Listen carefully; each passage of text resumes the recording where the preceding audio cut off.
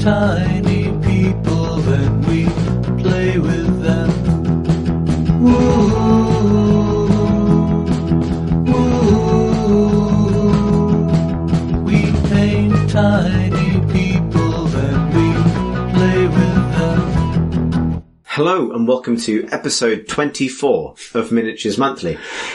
It is the 15th of May, 2019. My name is Chris Thurston, and joining me, as ever, every month, definitely every month, right on time, it's Tom Senior. Hello. It's lovely being in the summery weather, isn't it? Yeah. Not at all freezing cold in the middle of a dark December.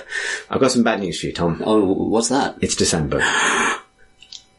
We fucked up!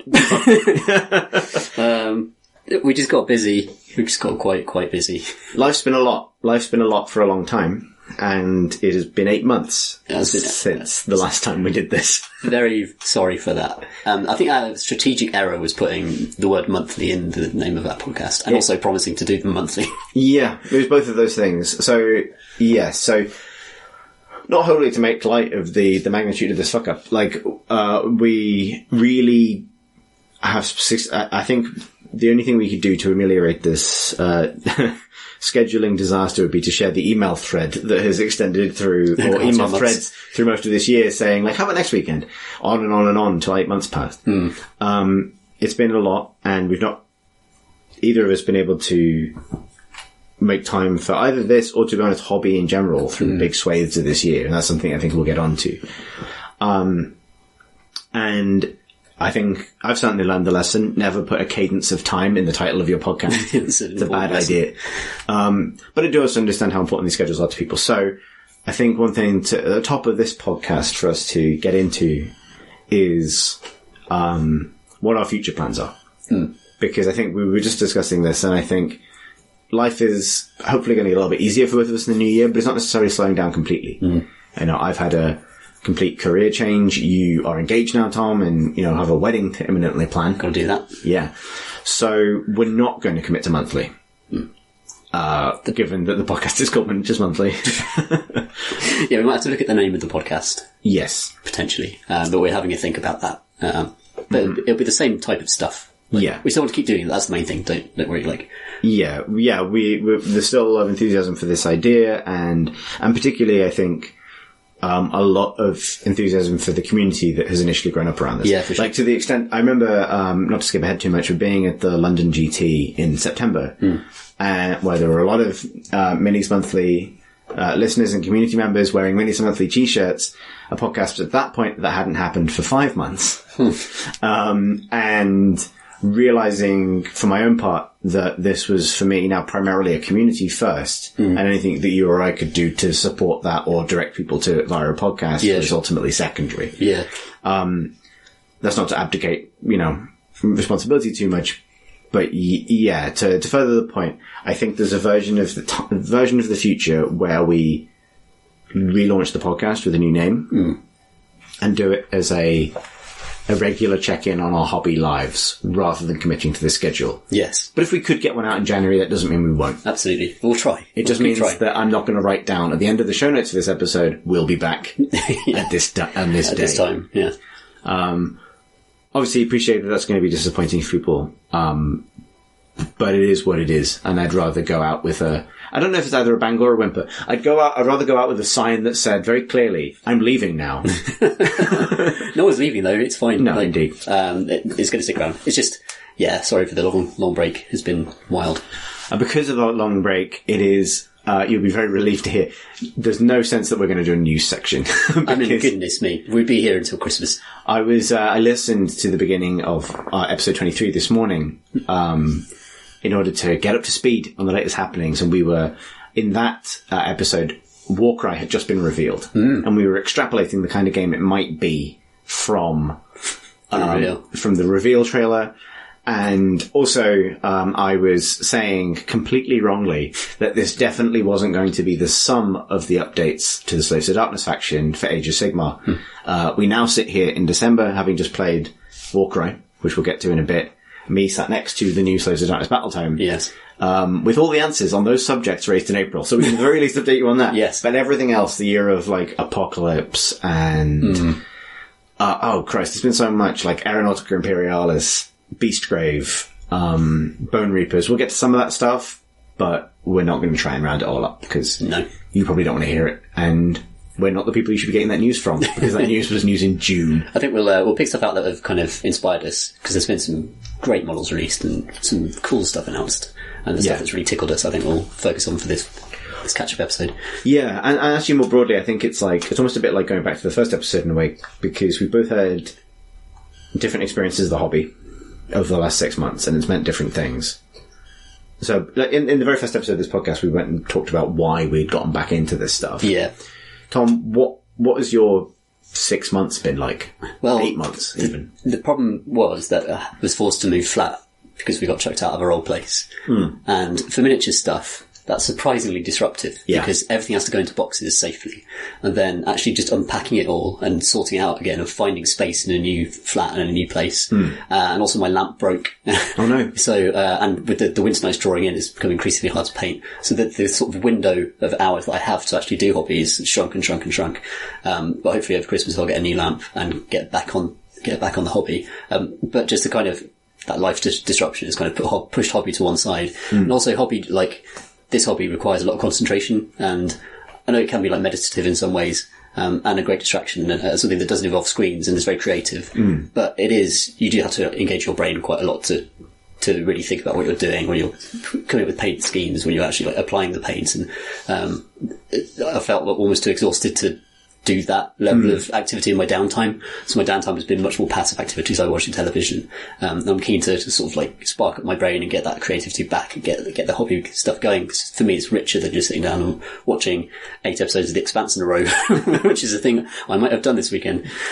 Right. I've had a very similar experience, like also moved house. In that time, I went through bursts of being very, very productive with hobby and not at all. And this is against the backdrop of a new job. But I found the same thing. I find that there are very few things that relax me like painting does. And very few things that I get sort of really excited to go and do or feel good having gone and done, like getting a game in of Warhammer or spending that time. But it's interesting how neither of those things seem to be enormously compatible with a stressful life. Weirdly. Yeah. Like, it's not quite downtime, is it? No. It's very active time.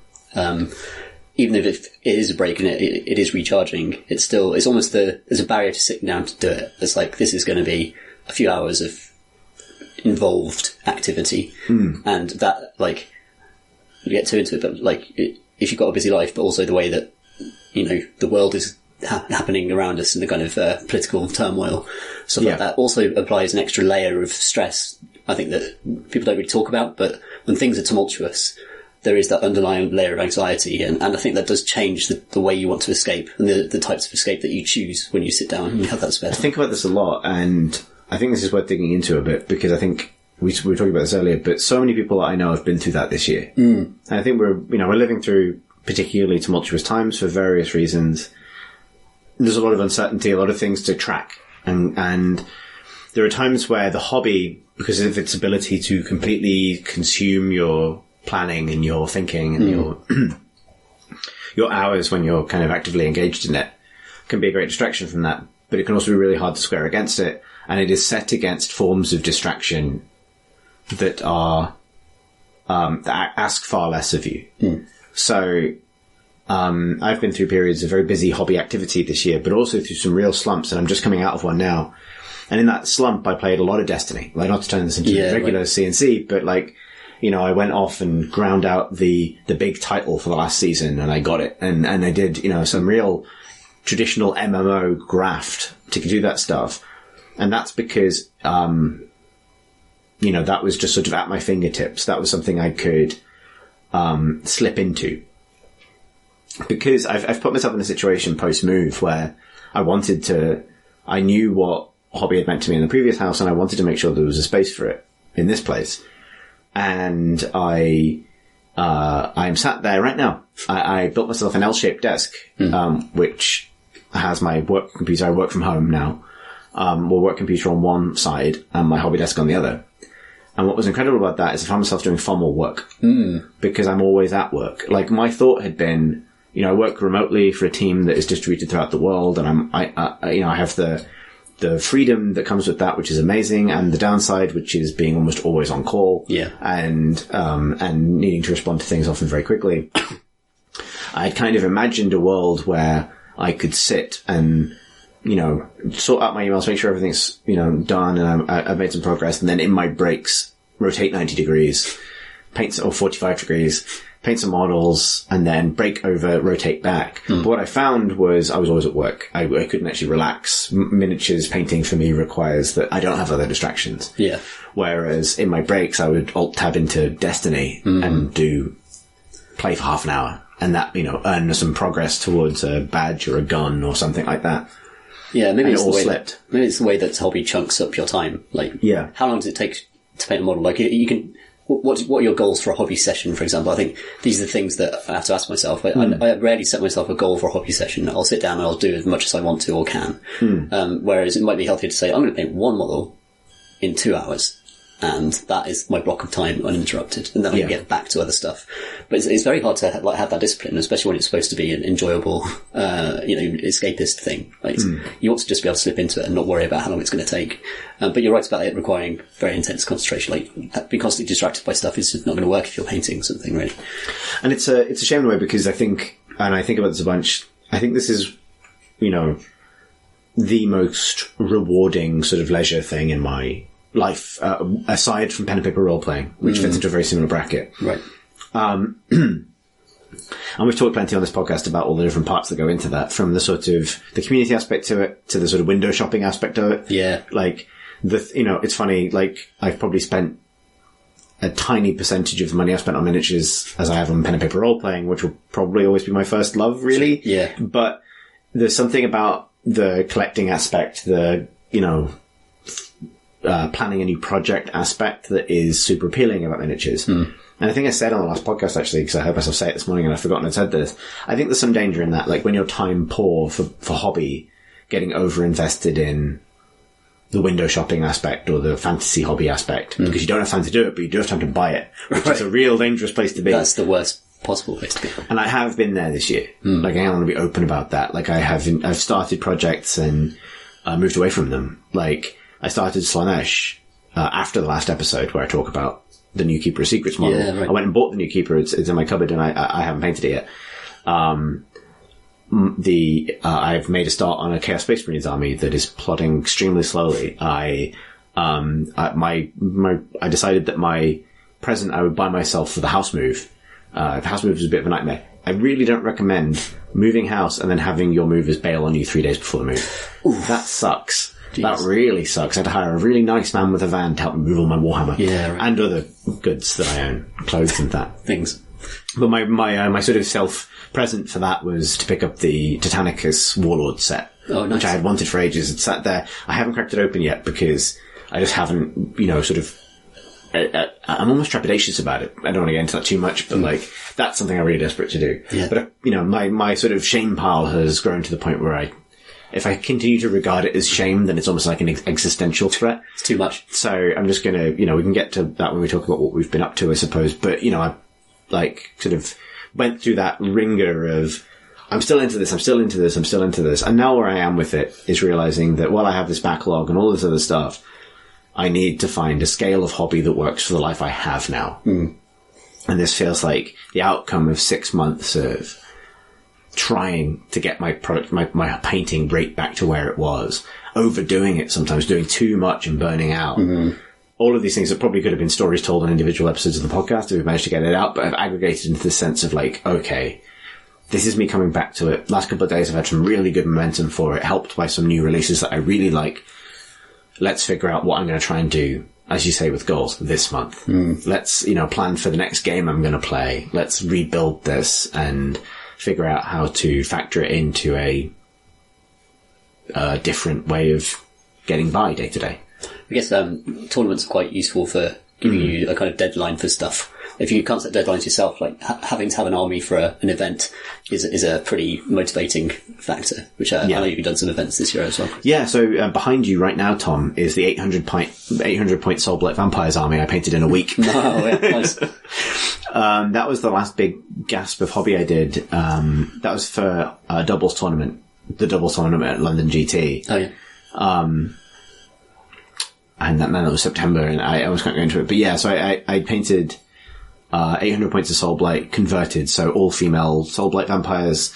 So the Blood Knights are Sisters of Battleheads on Dark Elf, Dark Rider horsemen with Graveguard weapons. Right. And yeah, I'll take some photos. They were speed painted using contrast, which we'll get to. And then they haven't had their highlight pass yet, so they don't look as good as they could be, with some Vargeists and a Coven Throne, which is the maddest model. Yeah, by the way. That's spectacular. They were really fun. I would happily expand them, actually. So yeah, I did that. I did London GT, placed middlingly with Tzeentch. I was the only Tzeentch list there that wasn't a change host. Right. In fact, I was the only Tzeentch Mortals there. So change host is the one where you can swap units around. Yeah, it is.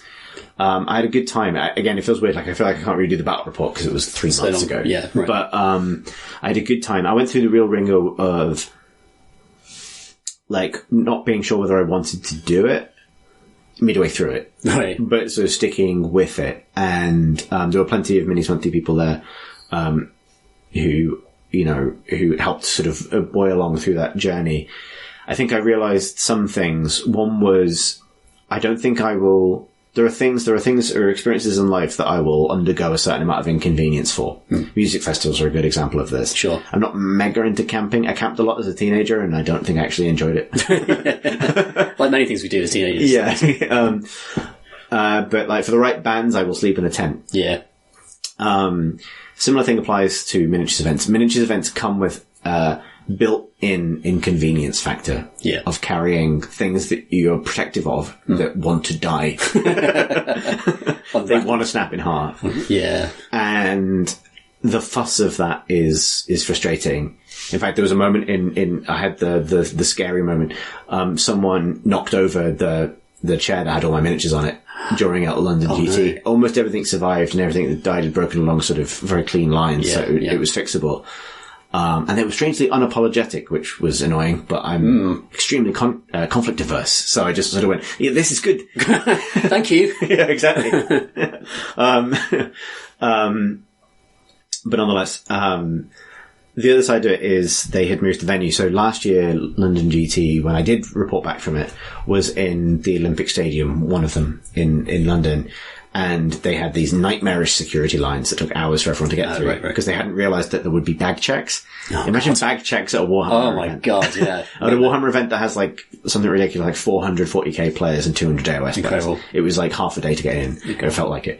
This time they'd moved to a leisure centre in the Lee Valley, like real north of London, which was good, except I was staying with a friend who lives in southwest London. Right. So it was literally 2.5 hours each way. And that really had a toll. So I think my sort of learning is those big events from now on, I really want to do them, but I'm going to treat them like mini holidays. Right. Like budget for a hotel, budget for staying nearby. Like, I'm probably going to get a magnetic case despite owning like 3 Crusade cases at this point. Sure. Just to fix that issue. Like, I think the more convenience you can build in to that experience, the better experience it is. And it's a bit like at that point, like a skiing holiday or a golfing holiday or whatever it is people do, where doing it on a budget is hard and probably like, I don't know how to phrase this exactly, and I feel like I've wandered off the topic of why we haven't spoken about minis for ages, but do you know what I mean? Like, I feel like there are certain activities you can do. They're often luxury activities that scale with your investment in them differently to others. Yeah, there's some things that you need to just do properly, otherwise they create more stress. Yeah, exactly. So I think about this about going to Paris on holiday. So I don't want to go to Paris on a shoestring. I want to go in and do Moulin Rouge and everything. Like, I want to save up for 2 years and do it properly rather than just sort of half doing it, because you create more stress and you cut corners, you realise you're not getting the full experience, you're probably more tired for many reasons.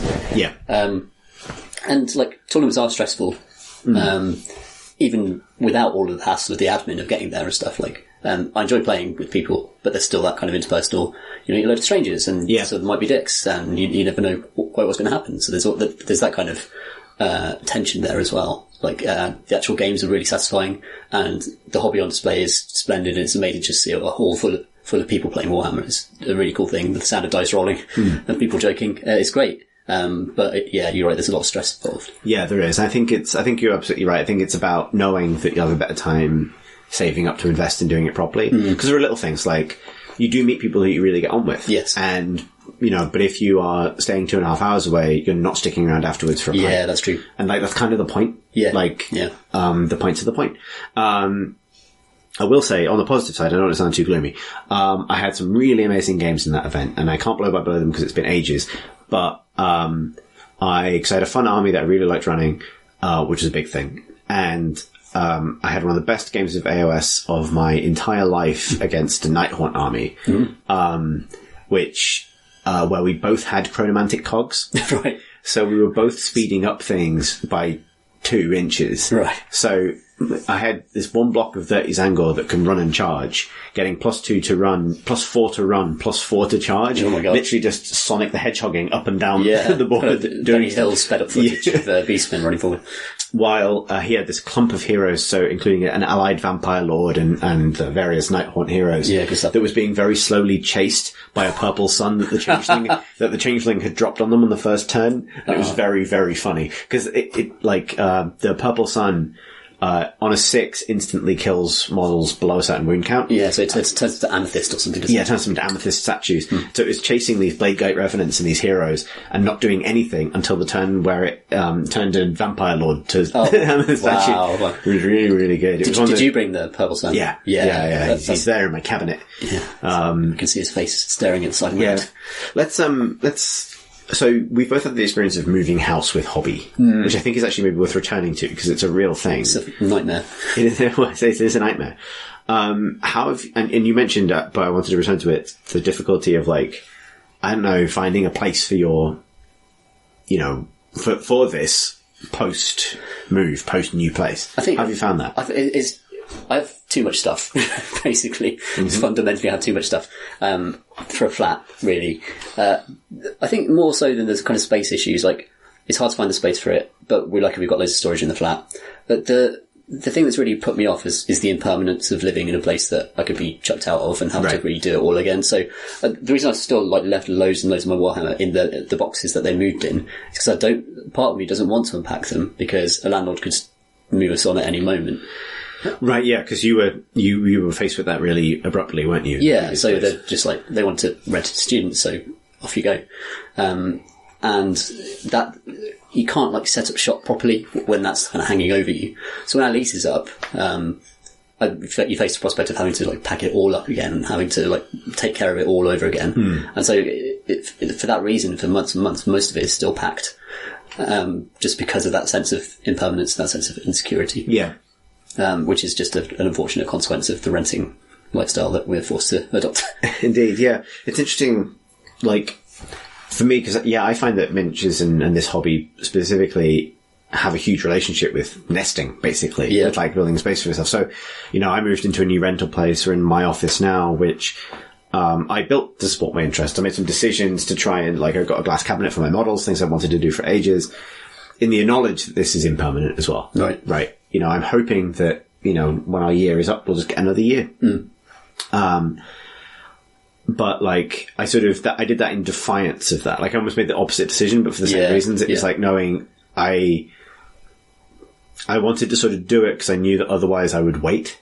And because it was a stressful move for a bunch of reasons, I knew that I wanted the move done. So rather than have, I kind of wanted the boxes gone within a month. We'd moved from a furnished place to an unfurnished place. So we had to get every piece of furniture in the house, which is expensive and takes time. But there was a month where my hobby was IKEA, the big Warhammer. Yes. The big grown-up Warhammer. The bad grown-up Warhammer with bad rules. Missing pieces.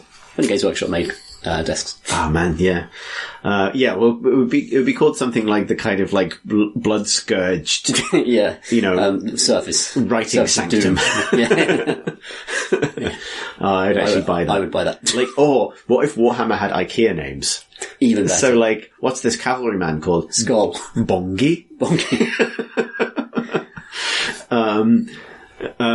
So I did make some decisions, however, to try and rein in the kind of, oh man, this feels like the question of this hobby and maybe this podcast, which is like, at what point do I just own too many pointless things? Yeah, but like, right. Pointless is an enormously loaded and very charged thing to try and talk about in an era where no one owns anything. Yeah. Right, where you rent your television from a marketing man and so on. But I had this sort of thing where what I didn't want was to set up a hobby space where things that growing shame pile, all the rest of it, slowly vanished into cupboards. So one thing I did was try and make a space that was nice to be in, but that didn't have any cupboards. So everything is shelves or open facing cabinets, Sure. basically. With the reasoning being that at any given time in this room, I can see all of the things I have. Yeah. Which means that if there are things that I have that I don't think I should still have, or that I invested in that maybe need to find a different home, I'm always aware of them. Yeah, right. Because I think the danger zone with hobby is when it's out of sight, out of mind, and you have this investment in some plastic that is actually never going to do anything for you. It belongs to the spiders now. Oh god, when I lived in Marsh's place, a lot of things belonged to the spiders. Yeah. There's a lot of spiders in the house as well. It wasn't until moving here that I realised that was an above average amount of spiders. Yes. Yeah. I don't know, there's something about the way insects follow Marsh around. There is, yeah. Because we used to podcast in the graveyard, this is getting off the point, but that was always on the verge of being overtaken by woodlice and various insects and creatures. I think he is drawn to low-lying areas. Right, I see.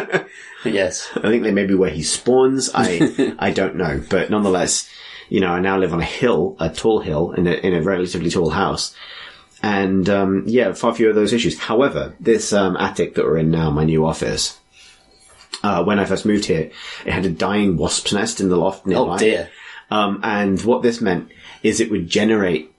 The room would apparently procedurally generate extremely lethargic dying wasps. Oh no. So you get a wasp in the room, but it could barely walk anymore. Right. Like where my hobby desk is under the skylight is sort of, was peak, wasp crawling around saying help kind of territory. Yeah. And I am, as I said, an extremely conflict averse man to the point where I wouldn't really kill them. So I just pick them up on a little piece of paper and post them out the skylight. Yeah, okay. Which I think is basically just feeding local seagulls. Yeah, absolutely. Or magpies. You're contributing to the biomass, the local biomass. Yeah. Well, always a very tyrannid kind of way of doing things. That's true. Yeah, that's true.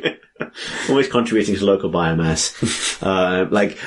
Very aware of the hypocrisy of that, be free now. You're fucked. You're completely fucked. But I think the nest has died now. Yeah, I bought a little Black & Decker mini Hoover solely for dead wasps. Wow. It's a massacre. Oh no. But so that's, how did we get onto my bug experiences? Don't know. I was talking about moving and impermanence. Let's talk about what we have. We'll talk about my experience with the hobby. I know you've been up to some bits and bobs. Let's talk about what you have been up to in the last 8 months. Pretty much the only thing I've done was to buy some contrast paints and undercoats and things, and do some test models on some Skitarii Vanguard, I think they are, the ones with the guns rather than the ones with the pokey sticks. It's guns it's Vanguard or Rangers? I think the Vanguard, the ones with the Transuranic Arquebus, which is a very big gun with a very silly name. So I bought two types of contrast undercoat. I bought the cold one and the wool one.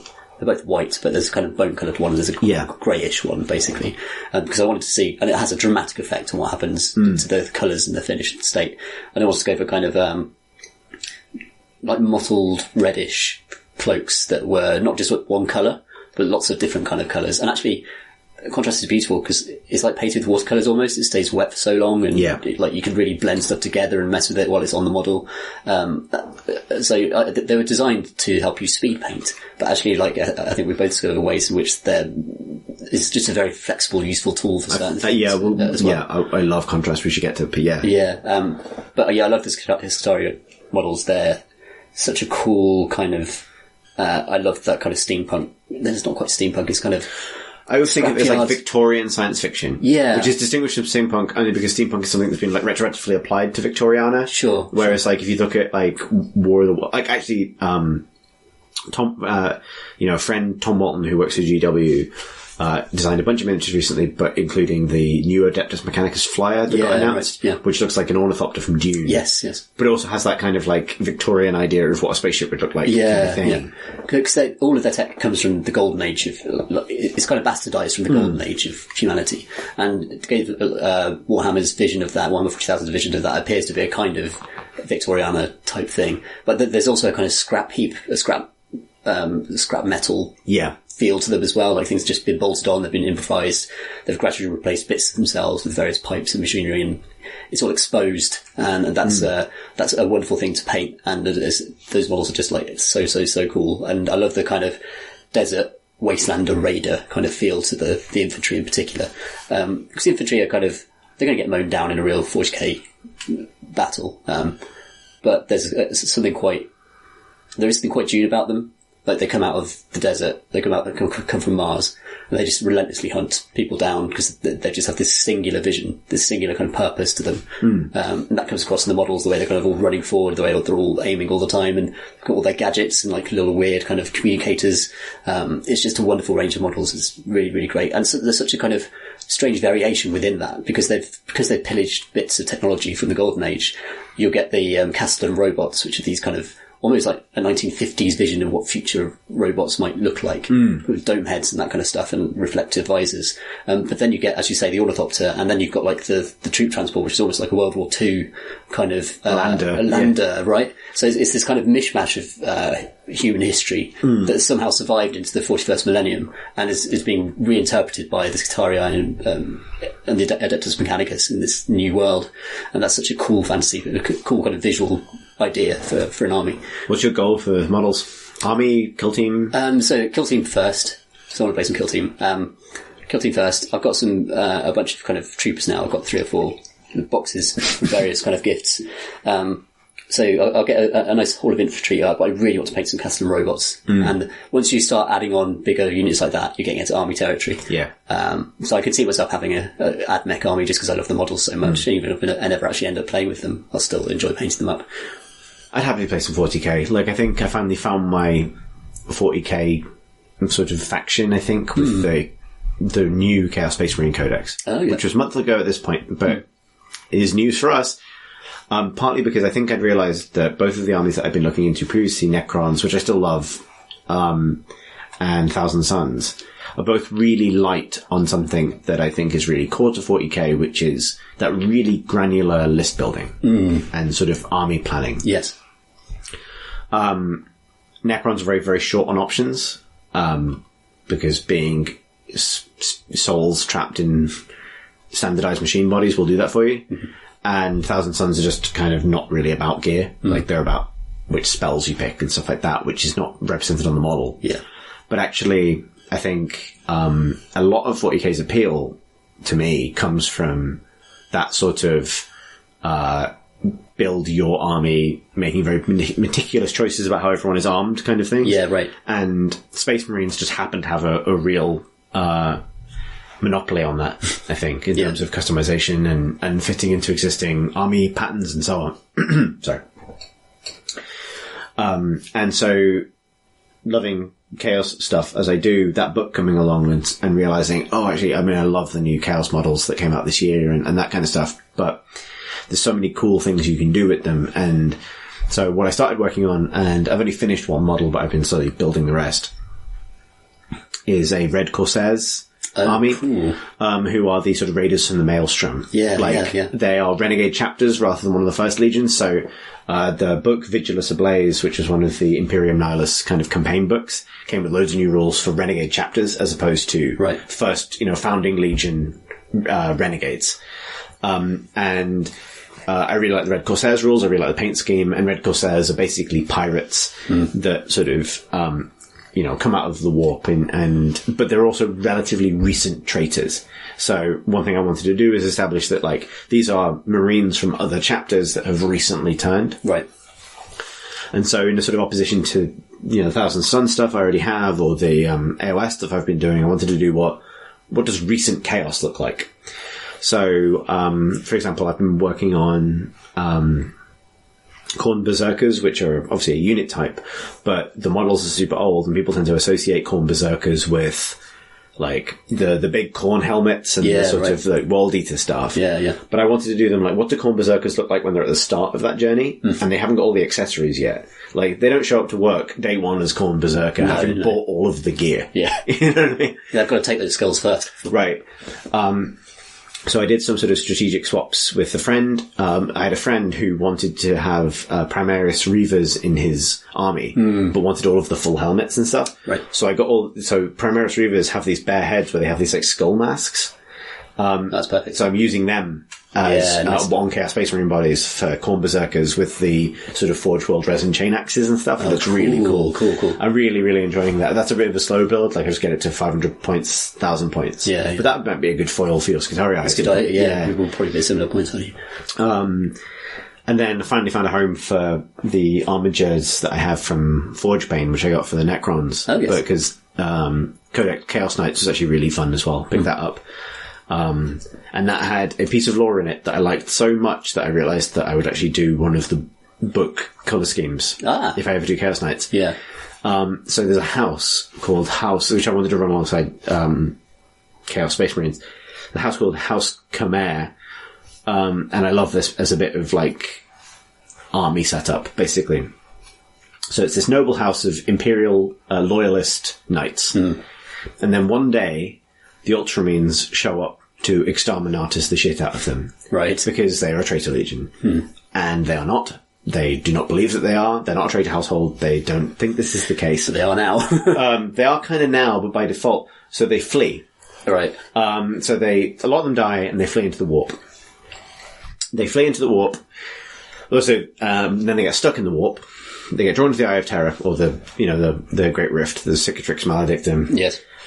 And they end up fighting this endless war, trying to prove that they're good. Basically, Really? fighting demons, just trying to get back out of the, just fighting and fighting and fighting. Eventually, they fight to the point where they're basically all dead, and they just have these, like, warp-haunted hulls that are kind of, just driven to violence, driven to complete madness. At which point, they get spat back out of the warp 10 years back in time. Oh, no. They, in their kind of blind rage, raise a couple of Imperial worlds. The Ultramarines notice, and they go back to their home world, and it's a cycle. No! And that's fucking rad as hell. Yeah, that's great. I love those kind of, it's a bit like the, Thousand Suns as well. Yeah. Is that I love a good tragedy. A good tragedy, right? Yeah. Is that, meaning well, but somehow bringing doom upon yourself inevitably. That's a good case story. Well, of course you meant well. What you say? I love the story of Warhammer 40,000. I love households as a concept as well, as them being... It's that kind of knightly, almost chivalric kind of idea, right? That each of them can have their own codes, and they're not necessarily... obviously, they're loyal to the Imperium, but they don't necessarily have the kind of Adeptus kind of rule book for how to behave. So they can... There's more freedom there. I like that. There's a lot of that that's freeing about the Chaos equivalent of Imperial things. So, Chaos Space Marines, Chaos Knights is... You have the freedom to break the rule where you want to, but you can stick to it to the extent that makes sense. Yeah, sure. Like with my sort of planned Chaos Space Marine stuff, I've been sort of working towards having something that looks like a chapter that's recently fallen. So they do have slightly too many bikers and that kind of thing. But, it's like they're not so far out of the Codex Astartes that you wouldn't notice it anymore. Yeah. It's like it's still there. It's just they're much better at accessorizing now. Like, there's a lot of necklaces. As chaos tends to be, yeah, exactly. Yeah, you just zhuzh that thing. Yeah, absolutely. Give it some pizzazz. Yeah, the dark pizzazz. Dark pizzazz of chaos. So you've got your Skitarii on the go. Yes. Have you had any thoughts AOS-wise? So I've painted 2 Ideneth Deepkin. It took me so long. I've not gone back to paint any more of them. But they are fantastic models. I've got the big sword dudes. And they are so dynamically posed. I love dynamic poses, which is why I'm hoping to get the Corvus warband for Warcry for Christmas, hopefully. because they're, again, it's like the dynamic pose is just in motion and kind of taking off or landing or preparing a strike. And I really love the poses of the Eidneth infantry for that stuff. I'm not sure like how viable they are really as units or how good they are in the game, but I just want a big infantry army of Eidneth. For some reason, part of me just wants that. And the bow and arrow version of the unit is also excellent. Yeah, so I really want some of them as well. Love those models. Yeah, those models are just spectacular. I think something I've realised over the last 8 months is that, and these games are ultimately a toolbox, and we can maybe get into talking about competitive play in other contexts, but just because something isn't optimal doesn't mean it's not going to be fun to play. Yeah, absolutely. And I think when we get around to talking about Warcry, which we'll get to in more detail because it's what we've been playing, I think, and this is a bit of a supposition, but from everything that he's written and the games that he's made, Jervis Johnson wants you, I think, to treat games as a scenario to unpick, not a game of chess to win. Yes. And so I think Warcry deliberately fights balance in some interesting ways that we should get to, but AOS does too. Yeah. The open play army generator stuff from the latest General's Handbook, which would have been news if we had recorded a podcast at the time, but it's a long time ago now. But all of that stuff is about you're going to draw cards and generate an army or an objective or something that you are going to struggle to achieve. And I have friends who in different contexts in different games, if you draw the twist card or the open play, layout card and it looks like it's not going to be winnable for one side or it's going to be hard for one side, put it back in the deck and draw a different one. But I have become more and more keen on those moments because I think, and I've said this before, but I think the key to being good at Warhammer is being good at losing and enjoying losing. And it's probably the key to life, to be honest. And enjoying the experience that comes from a situation that feels impossible or where, one player, I don't want to, not articulate this well. There's always drama there, and it's actually more interesting when it's not even. Yeah. Right? If you wonder if the scenario generation or whatever it is, or the army composition gives you a huge advantage, it means all the more if you lose. So yeah, if you smash your opponent, maybe you don't earn as much, but you've got to be really on the alert for... Just in case. You never Just know. in case. Because if you lose, holy shit, that's a great really story. Messed up, haven't you? Yeah. So I think about this when supporting teams. The sports teams I support tend to do very poorly. So I follow Aston Villa and the Atlanta Falcons in American football, and they have not had good seasons. But I still watch their games because you think, even if Aston Villa play Manchester United or Liverpool, who've been amazing this season, you think, well, just might happen. There's more drama to the trying, more drama to watching, you might just sneak one in and you never know, then suddenly the game's changed. And that applies to war games as well. I think it really does. Having that army, if you want that infantry heavy Adneth army, even though the current book says eels for days. Yes. Then go for it because you're going to have fun games. Yeah. As long as you can have fun losing, which, and sometimes you'll win and those wins will feel even better. Yeah, that's true. Sometimes you'll play against someone who's got a really optimized build and they might beat you. But you went up against them. I had this London GT. Like I say, I was the only non-change host there. Yeah. I was the only person with Kyrok Acolytes or Zangor or Mortal Heroes or any of that stuff.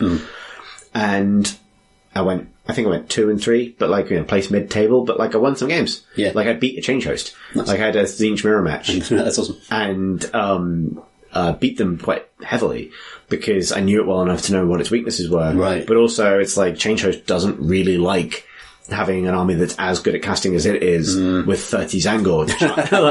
Running, yes. I don't really care where you swap to.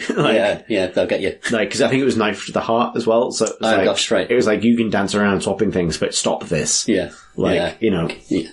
That's, I love infantry heavy armies. Me too. I like just pushing giant blocks of units around. I should probably collect death for that reason. So, our friend Chimp, he loves to push giant units of skeletons around, and it always looks amazing. Yeah. A horde of skeletons just looks fantastic on the table, and they're not difficult to paint, but they always come out well. And that's why I always see armies clashing. In the early days of AOS, when there almost were no rules, it was always like an army of 5 heroes and nothing else.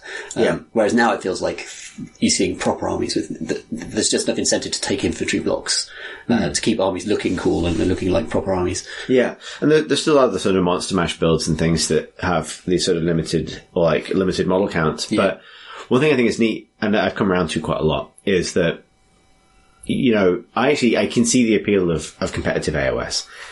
And my next project is going to be a relatively competitive build for like next year's events, because I want to go do them. And I want to build an army that feels cool to me and that I like, but I don't want to completely be ignorant of competitive ideas. Sure. And I want to kind of enter and compete in that space. And so I kind of get the mindset that is build the really competitive thing, paint it to a decent standard and go out and play with it. Like, that's perfectly reasonable. But I also think if you want to go in with like a cool aesthetic, do that. Like, the only thing stopping you from enjoying it is you, really. Like, the only issue that arises when people want to have the army they want, but they also want to win all the games. Yeah. And that's never going to be the case. No, you've got to build the meta, I suppose. Yeah, if you want to. Yeah. But just pick which part you value. Yeah, right. Like, all of my games at London GT were super cool. I felt super themey. Like, took on a massive Sylvaneth army with loads of Kernoth hunters, and it was really tough, and it was kind of exciting, and, Nighthaunt and Zinch, and I can't remember what the matchups were now, because it was that long ago. But you know what I mean? You have all these battles, and you're like, I played against the Slanesh army with like 40 Chaos Knights. It was nuts. Wow. It was cool. It was like... Yeah. It's amazing to see what people put together, isn't it? Yeah. Especially on the kind of mid-tables, because people are bringing in their kind of fluffier stuff. So I remember at the doubles, we played against an army that was kind of, it was Fire Slayers and Seraphim. And it's like the most colourful table you've ever seen, because the Seraphim, you could paint, like, they're so beautifully bright and colourful, and then these dwarves with the bright red hair and stuff. It's just an amazing looking table, and I'd never think to put those armies together or to collect either of them, really, but you get the opportunity at these tournaments to see what other people's hobby is, what they put their time into as well. We had a part of the doubles at London GT, including a game against a really min-maxed doubles list. Right. It was Nurgle and Bone Splitters. Okay. Because I think there was like a loophole or something where you could apply certain buffs in the Nurgle book, because it was written quite a long time ago. Right. Affect friendly units, whereas now if it was written, it would be keyworded Nurgle Mortal or Nurgle Demon or whatever. Classic, yeah. So they were giving loads of like the Nurgle exploding wounds buffs to Bone Splitters archers.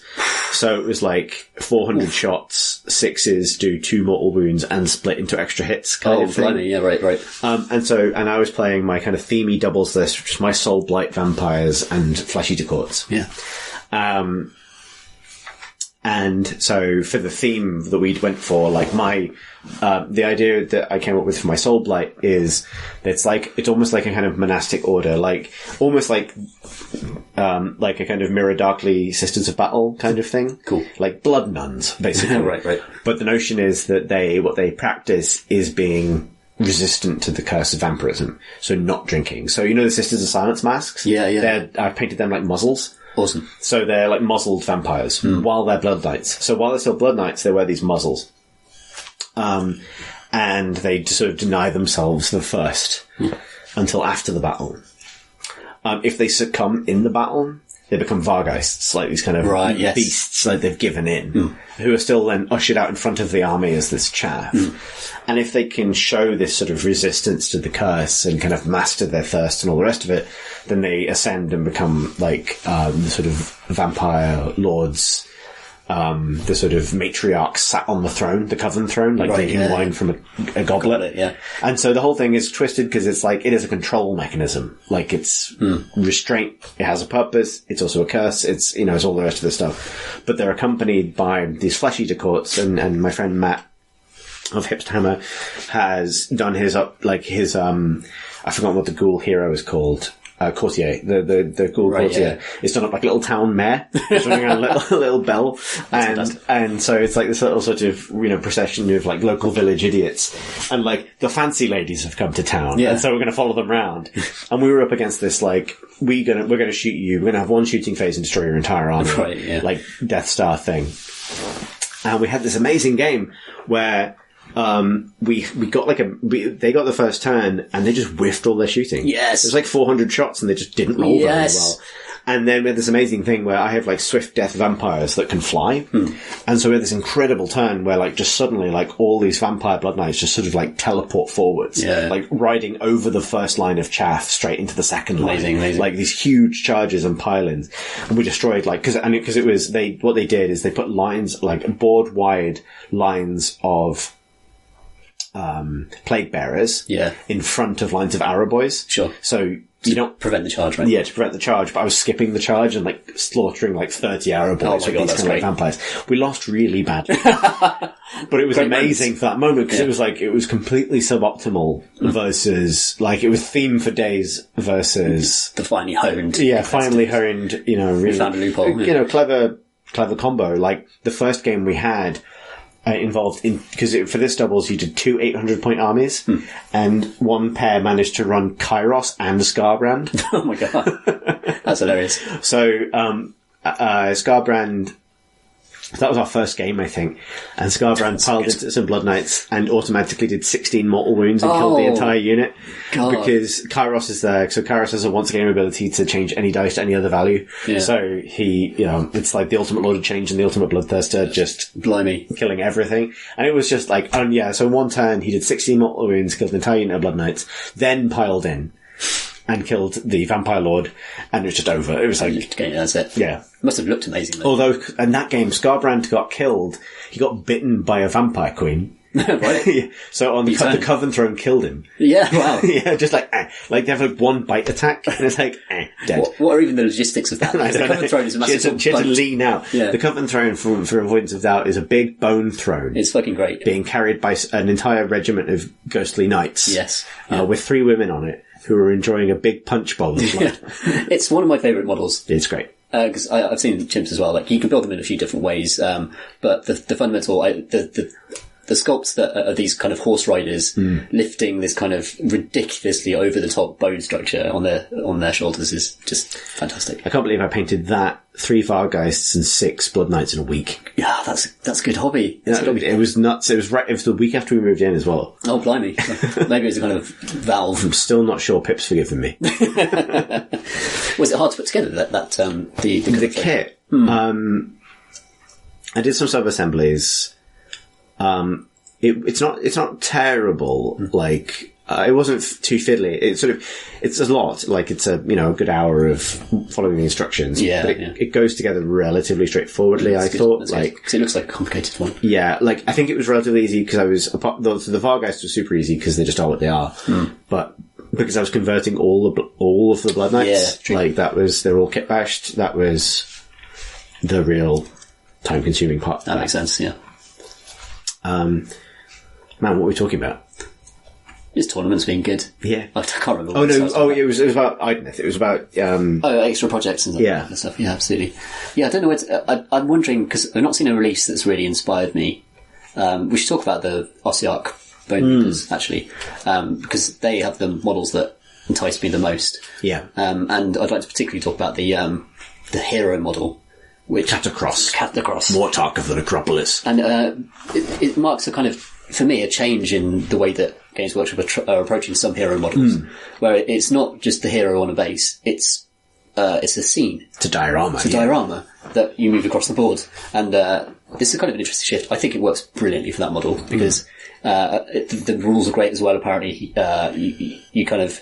He deigns not to attack until his thralls are all being killed. And then he fucks everyone up. Then he when he finally steps down the kind of marble steps and uses his sword, he's amazing. And the model perfectly reflects that. Like he's completely imperious and looks like invulnerable and uncaring. But it's a whole scene. Like all his thralls are around him as part of the model, which is. I really, really like it. I think it's a nice way to move for certain models. It's a really nice way to depict their power. They've just done that again for Sisters of Battle. Did you see the procession of Saint Catherine? Yeah, I was going to mention that as well. Yeah. So they don't. I love if they did it for all models, all hero models. I wouldn't be into it. But for certain things, like for certain ideas, it's a really nice move. I really, really like it. Really like that range, the Ossiarch Bone Reapers. We should probably talk about that. Like, obviously, we're not doing news, but that's one of this year's big new additions to Age of Sigmar is the existence of the OCR Bone Reapers, who are essentially Nagash's Stormcast. Yeah. There are lots of different, but the difference is there are lots of souls crammed into one body. Yeah. They've even got, like, Dracoths, like undead Dracoths and stuff like that, which is rad.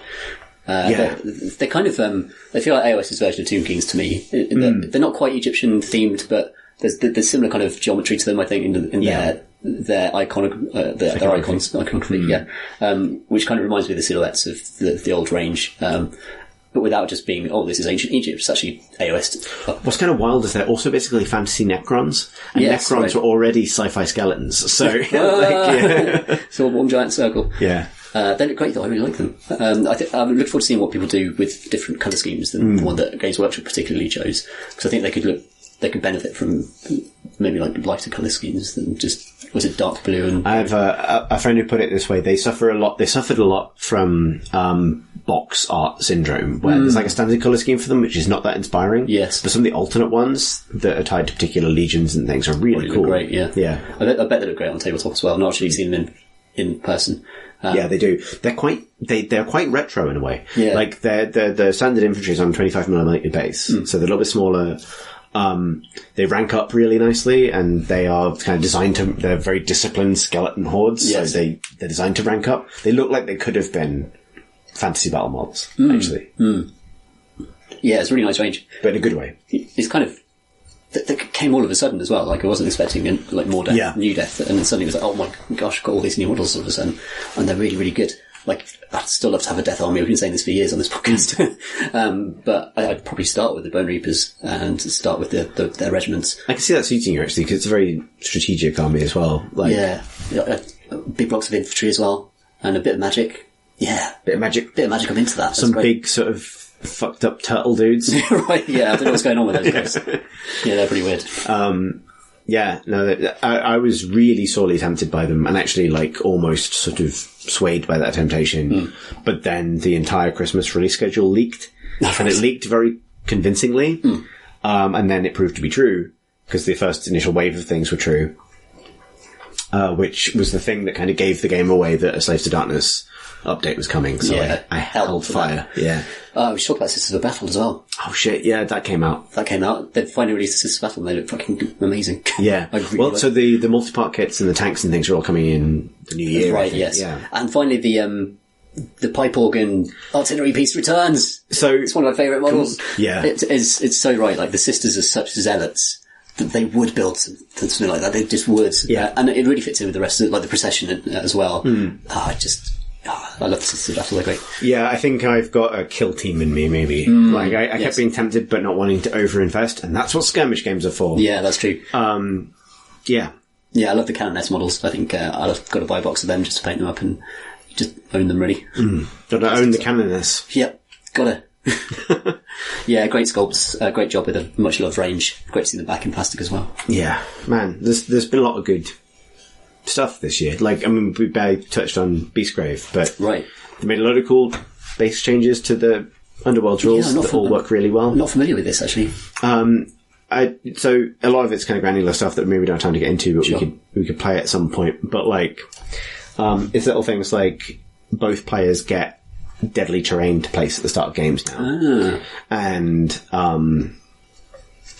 you know, the sort of various action timings have been clarified and things have sort of been refined, and it feels like that game's maturing in a good way. Like, it's now got a ban list, like rotating, like, the Shadespire set has now been rotated out. Yes. So you can still use the war bands, but you can't use the cards. Right. Which is great, because it means that stuff that was overtuned initially is now gone, unless it came back in the gift pack, which happened recently. But, you know, like, that's Magic the Gathering style has given them some control over that strategic sandbox, and that's really good. Oh man, it's the game I most want to play with the time I don't have of any board game. Shadespire is excellent, I loved it. But keeping it with card meta, it just requires a kind of a level of attention I don't have. There are some good resources for that, but yeah, I know what you mean. Do you know what warband you would play if you were playing them? I don't know, I'd have to catch up with all of them. There's so many good ones now. Yeah, I mean, probably the Sylvaneth one. Just, again, great models, but I imagine the fantasy of that Sylvaneth warband would be realised quite well in the rules. There's also the Kunathi now as well, which is also a completely new race. Oh, yeah, of course. Who come in the Beastgrave core pack. Yes. Which are the sort of fey kind of goat men. Right. Like, imagine a good beast man. Yes. Whom also into punk. Sounds great.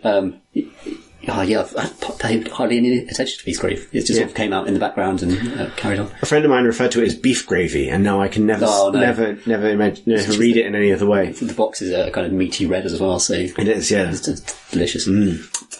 Tasty. Beast men versus men beasts. Who wins? Everyone. Man. Trying to think what else has happened. Contrast happened. We kind of need to talk about contrast. Yes. So you've been dabbling with it for the Scutarii stuff, right? I have, yes. I bought a load of kind of browns and reds stuff. I wanted to do a kind of John Blanche style, almost blotchiness on the cloaks, leave them deliberately a bit messy. So it's just been like, they are so fun to apply. Something about the way that the base coat slightly resists them. Like, so the idea of contrast, if you're not familiar, I'm sure you are, because it came out months and months ago. But they're supposed to be inks that go over a special undercoat and give you automatic highlights and lowlights, which is great for batch painting Skaven, for example, or orcs, or anything you want to do. But the consistency of them is so fascinating to me. Like, they're inky, but they stay there for you to play with for a little bit. And it takes a little while for them to set. Not long, but long enough for you to introduce other colours. And it's almost like watercolour. Like, they blend into each other and make really interesting... Exactly right. Make interesting, just kind of intermediate colours where they clash. So they don't pool separately like oil. They just mix a little bit. And that's like a sort of potential there for kind of cool, interesting, textured colours on cloaks and that sort of thing. I'm not sure I'd use them for a tank, but for kind of flowing cloth and for hair and for skin and lots of kind of soft surfaces, that seems to be amazing. Have you been experimenting as well? A lot. Like, contrast has completely changed the way I paint. Right. Like, completely changed the way I paint. And so I had gotten through quite a lot since we last recorded the podcast. Because the last thing I'd done when we recorded the podcast was my bloodletters. Yeah. And since then I did test warriors, test models for demonettes. I did a Gene Stealer cults model for a painting competition, did a bunch of different things. And then contrast happened. And contrast was initially kind of weird for me because I had been going towards that way of painting for a while. It's one of the reasons I've been advocating metallic base coats and things, because they take washes well. But also, like, it sort of flips the script on certain things. So, gribbly detail becomes easier than flat panels. So, which is great for me, because I'm the man who lives in Gribble land. Yes. But also meant I'm learning certain things. And then I started playing with it, and that first weekend I was playing with it, I realized that, like, I painted a couple of Blood Warriors and a couple of Blood Reavers and a couple of Cleric Acolytes in minutes compared to how long it would normally take me. Gosh. But also I painted Pious Fawn from the Blackstone set, who is still, I think, my favourite model I've ever painted. Awesome. Like, I used a lot of mixing, and but then I applied, like, traditional highlights and painting over the top. And that combo worked really, really well. Like, I'm more proud of that model, I think. Like, I think it's as close as I've gotten to what the box looks like, because I will never get. Yeah. Or as that I have gotten so far. And over time, this coalesced into theory. Like, one of the benefits, I think, of having had some time since the last time we recorded this has now become like a universal theory of how to use Conquest properly. And so yesterday I painted 2 Chaos Warriors, and I'm really pleased with how they came out. And without overblowing it, I don't think they look like I did them both in a single sitting. No. And I've got some tricks, so I can do some tips for this, which will hopefully be useful to people. So, there's a few things. One is a few principles, and then I can apply it to a method. One, contrast replaces your need for metal base paints. Right. Whether you start from whichever of the contrast sprays you start with, you can make almost any metal tone you want off Lead Belcher. Right. Lead Belcher has very good coverage. A lot of the other metal paints don't. Retributor Armor also does have good coverage. Yeah. Between those two, you can create any metal effect you want, whether that's green metal, red metal, gold. You can create gold from Lead Belcher with contrast over metal. Right. So a lot of those fiddly metallic base paints, you might still need the other metallics for highlights and things, but those ones, you probably don't need them anymore. The other principle, contrast loves a wink. Right. Contrast loves a wink more than anything. Interesting. Contrast gets you more or less to the point where you've done a layer, a base coat, and in some cases, the first sort of soft highlight. It gets you to the point where sometimes all you need is a wink, and it looks like you mastered the whole thing. Right. Sometimes you need a little bit more than that. Often, you need one line highlight and a wink, and stuff looks as good as you've ever painted it. Wow. Which is really good. The other thing is, contrast really pops off its own base paints. So Wraithbone or Greyseer, and it gets increasingly dull off other colours.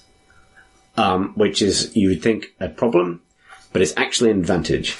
And so what I've started doing is everything I paint now gets a zenithal prime. Right. So what this means is essentially priming that reflects the lighting. So the way I paint everything now, so I have a standard method now, which I did for these Chaos Warriors yesterday. I took some photos so I could put this in the show notes. Start off, spray the model black completely, so all angles. Yeah. And then when that's dry, spray it. I use Greyseer almost for everything. Right. Like I prefer it to Wraithbone, but this is depending on what you're trying to achieve. I use Greyseer.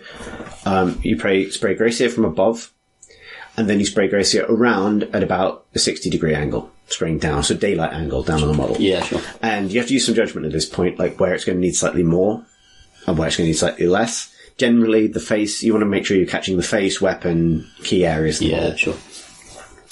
Then when you've got this zenithal prime, what this will give you is a model that has the sort of bright prime. There's the white Greyseer primer on most of it, the raised visible areas, but its darkest areas are black or a kind of stippled kind of gradient from grey to black. If it's a big model, it's worth spraying Mechanicus Grey as a middle step with a slightly lower angle. Okay. So you do a 3-stage zenithal, basically. What this means in practice is that when you apply contrast to those areas, it will become dull as it goes into recesses or into areas that your eye won't actually catch. And this in turn means that you don't have to worry as much about sub-assemblies because as long as you can get some paint in there, it doesn't really matter what the colour is. It will fade naturally out of view. Yeah. So I will get to this, but I really recommend grey contrast as a way of filling in lower areas of models that you'll never see. Yeah. Because it creates light and dark and shade and highlight, but you'll never see the colours because it's getting duller, which is actually a real advantage. So it auto blends almost. Yeah, almost. Or it just reflects how light actually works. Right. Whereas in the dark, colour becomes less dramatic. Yeah. The weakness of contrast, actually, I think, is most apparent when you spray a model entirely with the grey or with the bright primers. Right. Because it means, because contrast really pops, a lot of it really pops, and it means every part of the model really pops, which means that any pooling or kind of ugliness or tide marks that can arise from using a wash really stand out wherever they fall. Yeah. With a zenithal spray, you're only going to get that really poppy contrast in the areas where you actually want it, which is a huge advantage. So what I tend to do, so I do the zenithal spray, then I block in all of the metallic areas with lead belcher. So take the model, you paint every metallic part with lead belcher. And this is often the most difficult bit, because if you are not doing sub-assemblies, this is where you've got to be reaching into little details to find everything. So you end up with a model which is zenithal, white and black, basically, and metal. And then you block in all the colours with contrast. And sometimes you're going to blend things, sometimes you're not, but you block in all of the colours. And then you've got basically a painted model. Like, this is basically the step I got my Blood Knights to when I was speed painting them. Yeah. At that point, I put the texture paint on, wash the texture paint, hit it with Munitorum varnish, which is the matte varnish. Okay. Contrast kind of needs varnish because it doesn't sit as heavily on the model, so it can rub off. Right. And then you go in afterwards and do highlights and finish off. And then often it's just 2 colour highlights. And you can afford to do quite aggressive highlights. The contrast does a lot of the work for you, so you don't have to do the next step up. You can probably go a bit further. Yeah. And I've always been slightly trepidatious about having big enough winks, to really make that horse ass shine. Yes. But actually you can go quite far with it. And the Chaos Warriors I did yesterday is an example of this. Like, fantastic. Really making it pop. It's amazing how quick that is. Like, and it looks pretty good, particularly for line infantry. It's really quick, and they look like you spent far more time on them than you actually have. It really, really works nicely. The other things that I have determined that really are good. One is Black Templar and Basilicanum Grey are your best friends, because there's probably, if you are struggling to get into a little detail behind a cape or something like that, just flush it, flush it with grey and black, and if you're never going to see it, it doesn't matter. And if you do see it, what you see is sort of shaded dark area, not the detail being missing or something like that. Yeah. Even if you fail to base coat a bit of metal, like Lead Belcher goes on really nicely over Greyseer. You can almost apply it like a wash, and it retains some of the underlying thing, just against this metallic sheen. You have to be careful with that. But you don't even have to be that precise. And the contrast can, and if there's a little bit of it that isn't properly metallic, you won't notice. Yeah. The other thing is, I have started, so I appreciate this is a complete brain dump, I've had a long time to think about this. The other thing is, I bought these Tamir mixing pots, paint mixing pots, for certain things. I use a particular mix of non-oil and Drakenhof Nightshade for my bases. Right. So I just made a pot of that, so I don't have to mix it every time, which is great. But one thing I get through quite a lot of is a 50-50 mix of Contrast Medium and Basilicanum Grey. So Basilicanum Grey is not the most blue grey, it's Griffcharger Grey, but it is a bluer grey than Null Oil, which is quite a brown grey. Yes. Or quite a brown black. It's, and I've started using Basilicanum, like thin Basilicanum Grey instead of Null Oil. And it creates this effect that it's much more kind of matte and painterly than non-oil tends to go. Yeah. Because non-oil tends to be grimy and kind of streaky. This also creates a kind of weathered look, but it's more like, it looks more like weathered metal than oily metal, which is what non-oil gets you. Which makes sense. They both have their uses. I tend to use non-oil for weapons and 50-50 Basilicanum Grey for armor. But that stuff is a fucking lifesaver. Like, it goes over other things really well. Like, if you put that over Black Templar, it evens out the Black Templar and helps black look better, because it adds a slightly blue, more, like, slightly colder tint to black. Right. Like, there's all these things you can do with contrast that I think people are underestimating, like how versatile it is. Sure. But, like, I really, like, if you're unsure about how to use it, I think one thing is having a pot of 50-50 Basilicanum and medium is a really good way of almost solving any problem. And I got experimental with it. Like, I knew I wanted my Blood Knights to have, like, a lot of red on them, but to feel cold. Yes. So, with those models, I Zenithal sprayed them, and then covered the entire model in that 50-50 mix of Basilicanum Grey and medium before doing anything else, which means that all of the other paints are built up from this sort of, like, grayscale. At that point, they almost look like grayscale statues. It looked really cool. Yeah. But then when you add the single pop colours, they inherit some of that desaturation that happens with the previous step. Yeah, right. And I think a lot of the skill of using contrast properly is fighting its desire to be high contrast. Because ultimately, when you're painting a miniature, you don't want the whole thing to pop. You want to direct attention. But you can use that to your advantage in interesting ways as well. That's fascinating. Sorry, I've just blurred. No, that's really good advice. Really, really useful. I'm just experimenting with it at the moment. I've never experimented with Zenithal, but that seems to be a good shortcut for almost auto-highlighting things. It auto-highlights certain things. It tells you where to place your emphasis on a model. It also allows you to get away with not painting the parts of the model that are hard to get to, which allows you to avoid sub-assemblies. Which allows you to just spend less time. Yeah. And that, I think, is really, really important. So, you're probably not going to win a Golden Demon with this method, but I think it's helped me put together good-looking line troops relatively quickly. And I use this method for heroes now as well. I just spend more time on the subsequent steps. Yeah, right. So, do you find much use for the medium? Is it just to dilute the consistency of the grey that you're using? Yeah, so the grey is quite dark otherwise. Right, I see. Like, so there are a couple of contrast greys. They're all too strong a particular shade to use for this purpose out of the pot. Yeah. But I use a lot of Black Templar, undiluted Basilicanum, and diluted Basilicanum to achieve effect. So, Well, actually, so you mentioned earlier when we were playing Warcry that you wanted to know how I'd done the terrain. Yes. So I painted I painted everything from the Warcry starter set apart from the Untamed Beasts. So I've done all the Chaos Beasts and the Iron Golem and all the terrain. For the terrain, I used exactly this method. I Zenithal sprayed the terrain. Right. So it's actually lighter on the top than it is on the bottom, which is actually hard to tell now, but that's kind of the point. Yes. Like, means that the undersides are kind of drab, but that's fine because you don't see the insides of the buildings. They have enough detail that if you look, but they're in shadow naturally anyway. You're never going to get them down and look at them really, yes. You know. And then all of the stonework was washed with that 50-50 Pasolum grey. Was the kind of... Because it's clearly pooled, but you don't get the precise lines that you get with an ink. No. You know, that splotchiness that you get when you put too much ink on and it sort of like dries in the puddle in the recesses. Yeah, it looks smooth. Yeah, like I think a certain amount of pooling actually works well for miniatures because, and that's probably heresy, but like in this context, you know, I like particularly for stuff like aged stonework. Yeah, sure. Like, you know, colour is as long as it's not tide marks or you can see brush strokes or kind of where it's been lifted off the model or something like that. Yeah, right. It creates areas of darkness that can be sort of natural looking from a tabletop distance. Yes. And when you dry brush over it as well, you can put streaks and things over it that kind of make sense. Yeah. And then I did sort of very thin layers of green over the brickwork and things, so there's like a little bit of variance in the grey. Gotcha. But all of that grey stonework has a bit of blue and a bit of green in it, just to kind of... It's all cold stuff as well. Yeah, cold lifted. But varied. It's not just like, I get you. And so like that big Sigmar head you get in that box is like a big chunk of jade. And that colour is on the other buildings as well, but it's much, much thinner. Yeah, right. Huh. Right. It looks fantastic. I love the train. We had a great game of Warcry with that.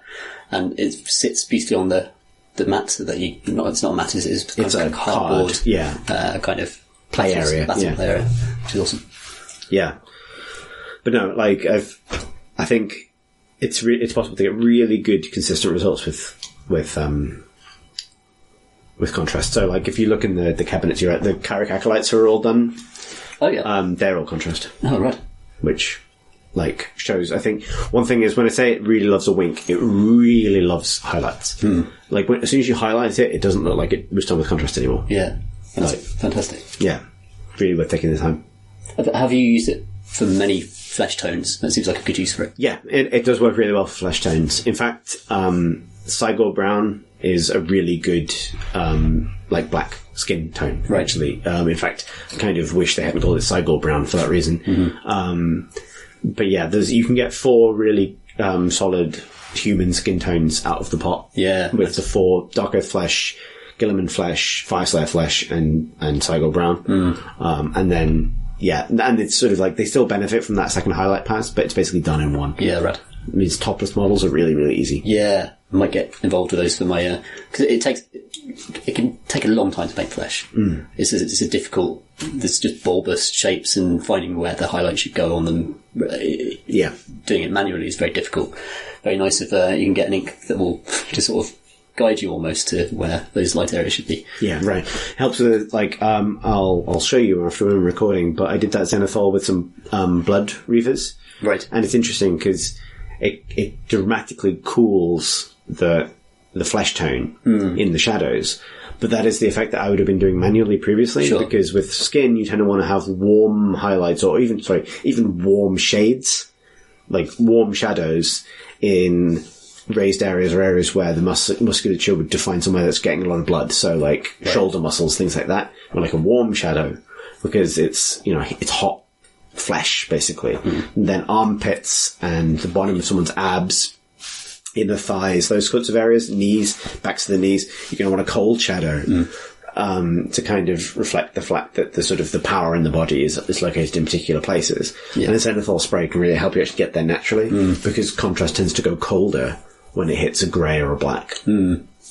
Why did you turn away from the bone as opposed to the grey undercoat? Personally, I think, well, one thing is that my basing scheme is cold for a lot, like the kind of dark blue bases that I do for almost everything. Yeah. And so the bone wasn't looking quite right against it. It's very warm. I think if you were doing a desert base or something, then you might go for the bone base spray. Yeah. The other reason is I find things tend to be even brighter off the Wraithbone spray. Yeah, that seems right. And I think a lot of my contrast time has been spent, like I say, trying to rein in its tendency to really pop. Like, you want it to mostly pop, but you don't. I mean, you can get a perfectly good looking army out of the door just by slopping contrast over a very bright base coat, but it's not going to hide any issues, and that's kind of the point. Yeah. Like, in fact, that's probably the weakness of contrast is it exposes every flaw in the model. It exposes everything you haven't painted in properly. It exposes every area where you haven't filed down a mold line or filled a gap. If you can hide that stuff, that's when you gain the real efficiency, because you're not then having to do those things. Yeah. Because the paint job is hiding it. Like I say, not what you would do if you were trying to win Golden Demon, but most people aren't. And so, Absolutely. Yeah. Man, what a great range. It's really good. Surprised as well. Like obviously they teased it, but I think on the last episode, there are probably going to be some people who listened to the last episode and now straight onto this one because they weren't listening previously. Yeah. For whom us going from like, what could they possibly be announcing? I bet it's not just some ink to this. It's going to be an interesting switcheroo. But it was just some ink, basically. It was some ink. Speaking of new releases, there's been Slaves to Darkness. Yesterday, yeah. This is your fever dream. Your Warhammer fever dream, Chris. It did happen. And like I said, I was really glad that this leaked so that I didn't get drawn into the legions of the Bone Reapers in the meantime. Yes. So long awaited. It's confirmed a few things and denied a few others. So Dark Oath isn't a thing. No, as a faction. It's those two heroes, and that's actually, I'm cool with it. Yeah. Like, it's nice to, more than anything else, it's nice to know. Yes. I've been feeling about a lot of things recently. Some good, some bad. Either way, nice to have the uncertainty removed. Yes. As of yesterday, at the time of recording, Slaves to Darkness now has a battle tome, and for the first time since AOS was a thing. Yes. Outside of the General's Handbooks, and they have endless spells. They don't have terrain, which I'm actually really happy about. Yeah. And they got some new models as well. So they got Chaos Warriors, Chaos Knights, and a new character, the Lord on Karkadrak. Karkadrak? Karkadrak. What's that? A Karkadrak? Karkadrak? You haven't seen a Karkadrak? Never in my life. Hang on. This will be bad audio, but bear with me for just a second. Chris is turning away. He's going over to his desk. He's picking up some boxes. There's a multitude of hobby, brightly lit by a lamp, and there's a large box coming over. It's very large. And Look it at is this. Start Collecting Slave to Darkness. Oh, it's some kind of dino horse. It's a perfectly ordinary horse, Tom. It's a kind of toad-like dino horse. It's a Karkadrak. It's a Karkadrak. It's a Karkadrak. You know what? They've got perfectly normal horses in this box. So this is the thing. In the age of Sigmar, Slaves to Darkness are probably the remaining premier employer of normal horses. The horses turned to chaos. Yeah. Why did the horses turn to chaos? The real path to glory is the path to glory that horses go on. I see. Right? Because no faction embodies the journey a horse can go on. This is my promise to you than Slaves to Darkness, which runs the full gamut from the literally normal horses ridden by marauder horsemen to Dorgar, Archaon's mount, who literally used to be a horse. Was once. And is now 3 different greater demons strapped to a dragon. Yeah, that's true. A horse could become anything. Every other faction has gone on their journey of like, oh, well, we ride chickens, or we ride lizards, or we ride eels, or whatever. No, Slaves to Darkness run the whole range from ordinary horse to ordinary horse with the cool hat on to, oh god, whatever the fuck's going on with Varangard, to the Karkadrak, the sort of happy dinosaur. I've heard someone describe it as a baby maw crusher. Yeah, he's got a big smile on his face as well, which is quite endearing. Happy in the way that geckos can be happy. Right, yes. To Dorgar, the most ordinary horse there is. It's a good box, that. It's a good box. So I want to talk about this, Start Collecting Slaves to Darkness, because it is kind of unprecedented. And something that's been happening in GW recently is start collecting boxes becoming start collecting boxes rather than just keep buying this over and over again boxes. Right, yes. So like the Start Collecting Thousand Suns they did, that has Ahriman in it. A model you will never want more than one of. Yeah. This is a really interesting thing. So Start Collecting Slaves to Darkness is the first time a Start Collecting box has come out before the models that are in it. Right. Let alone is all new models. Huh. So, Good point, yeah. Yeah, so it's all new models, including new sculpts of Chaos Warriors and Chaos Knights, this new hero, and they are not only monopose, they're push fit. Huh. They're like Underworld's warbands. Right. They are glueless. Huh. So rad. part of me wonders if there's a AOS starter kit that didn't happen, because this really feels like half of one. Yeah, right. Like, maybe there's a parallel universe where we were going to get a new Stormcast chamber this year. Yes. In a battle box with these guys, and it didn't happen. Interesting. Or, this is complete theory craft, but earlier this year they did something kind of weird where, OCR Bone Reapers, were their first release was in a box against Ogres. Right, yes. Yeah, Feast of Bones. Yeah, yeah. And that was a load of older Ogre models with one new model, the Tyrant, yes. versus an entire new range. And they'd never really done this before, like release not only a new model, but a new faction in a box that came with a different faction. Yeah, yeah. In the actual fiction of the game, Catacross, that great diorama model, he is invading the all points, or the 8 points, to take on Archaon directly. And so part of me just has this weird back of my mind thing of like, did they originally plan for Bone Reapers to debut in a box against Slaves to Darkness? Right. Because that would have actually fit with how this has ended up happening. Regardless, we've got this new box, which is, like I say, push-fit monopose models to fit into the existing range.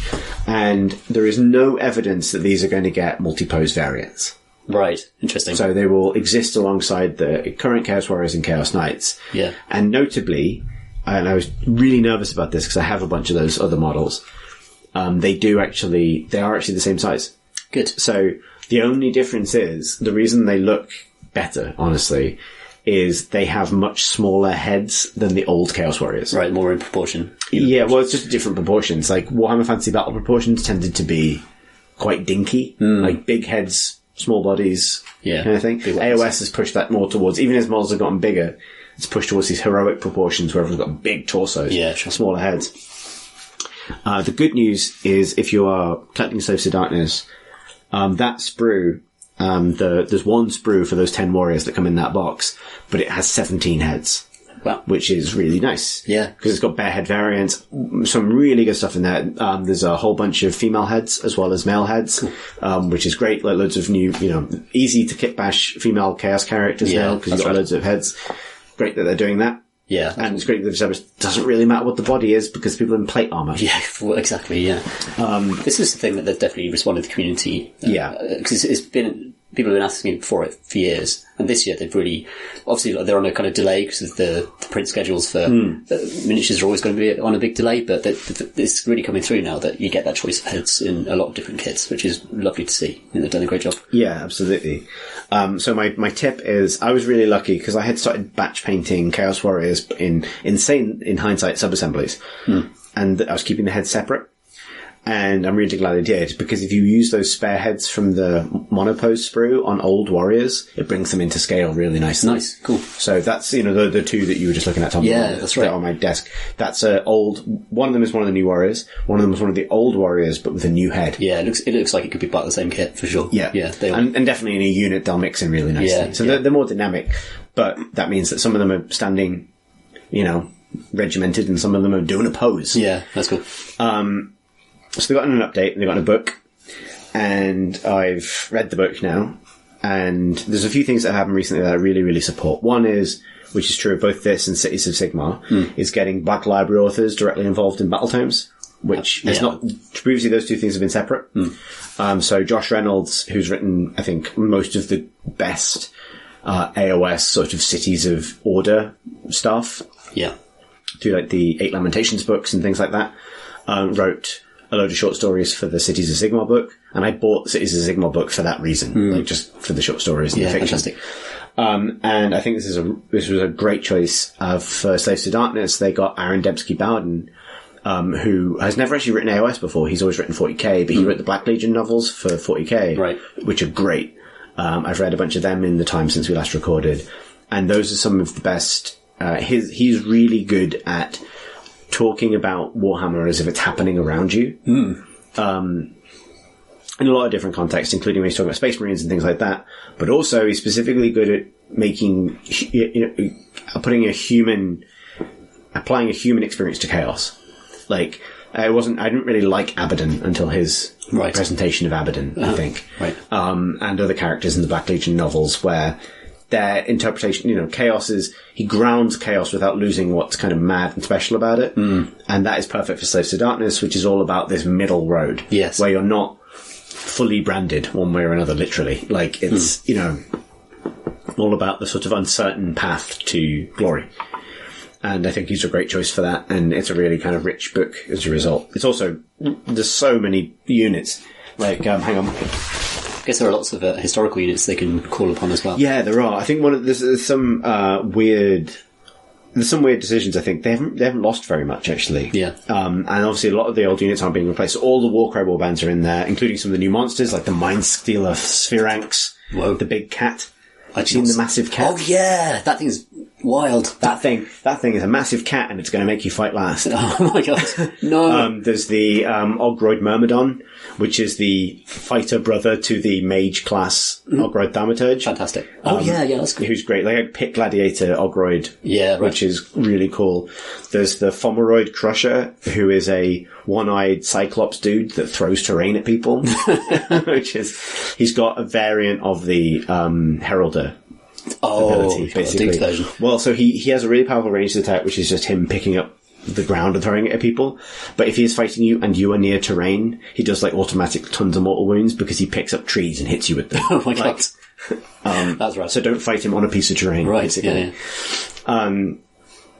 So there's loads of stuff like that. But there's also it's just a really comprehensive rebalancing of that faction into groups as well. So in addition to the standard faction, you pick sub-factions now, which are Ravagers, Kabbalists, Despoilers, or Everchosen. So Everchosen used to be its own book. It's now part of this. Cool. Everchosen's kind of the exception because that's Archaon is your general. Like, is the cornerstone of that, of that whole thing. Fair enough. Archaon has gone up 200 points. Okay.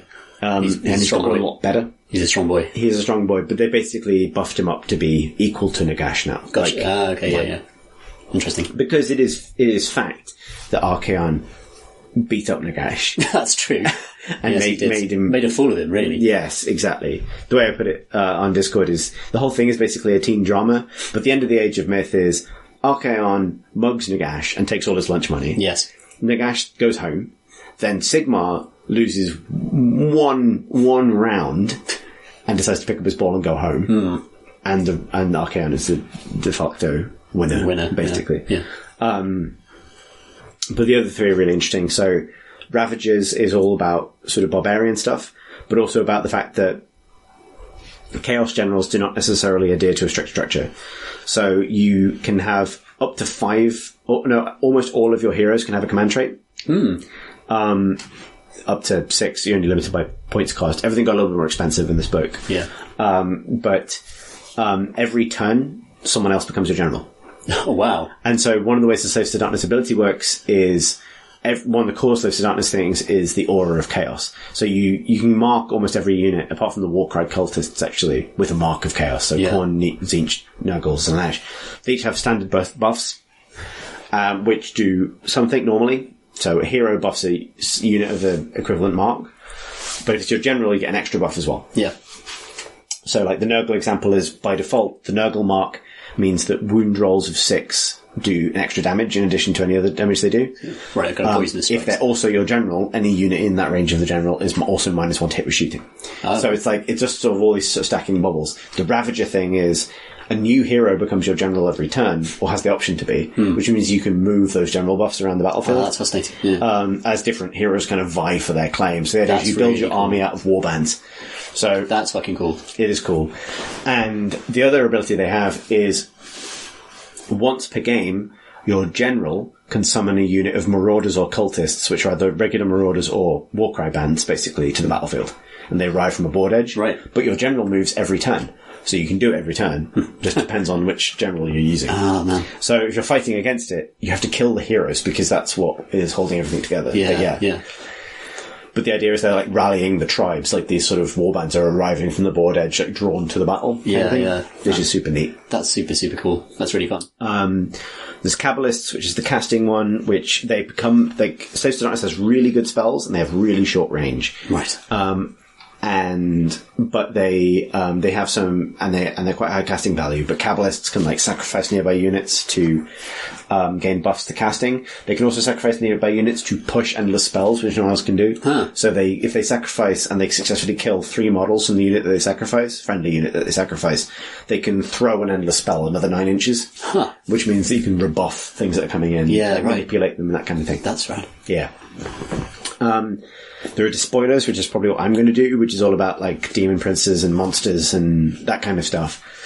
Demon princes get a lot better in the despoilers list, but they get the ability to corrupt terrain.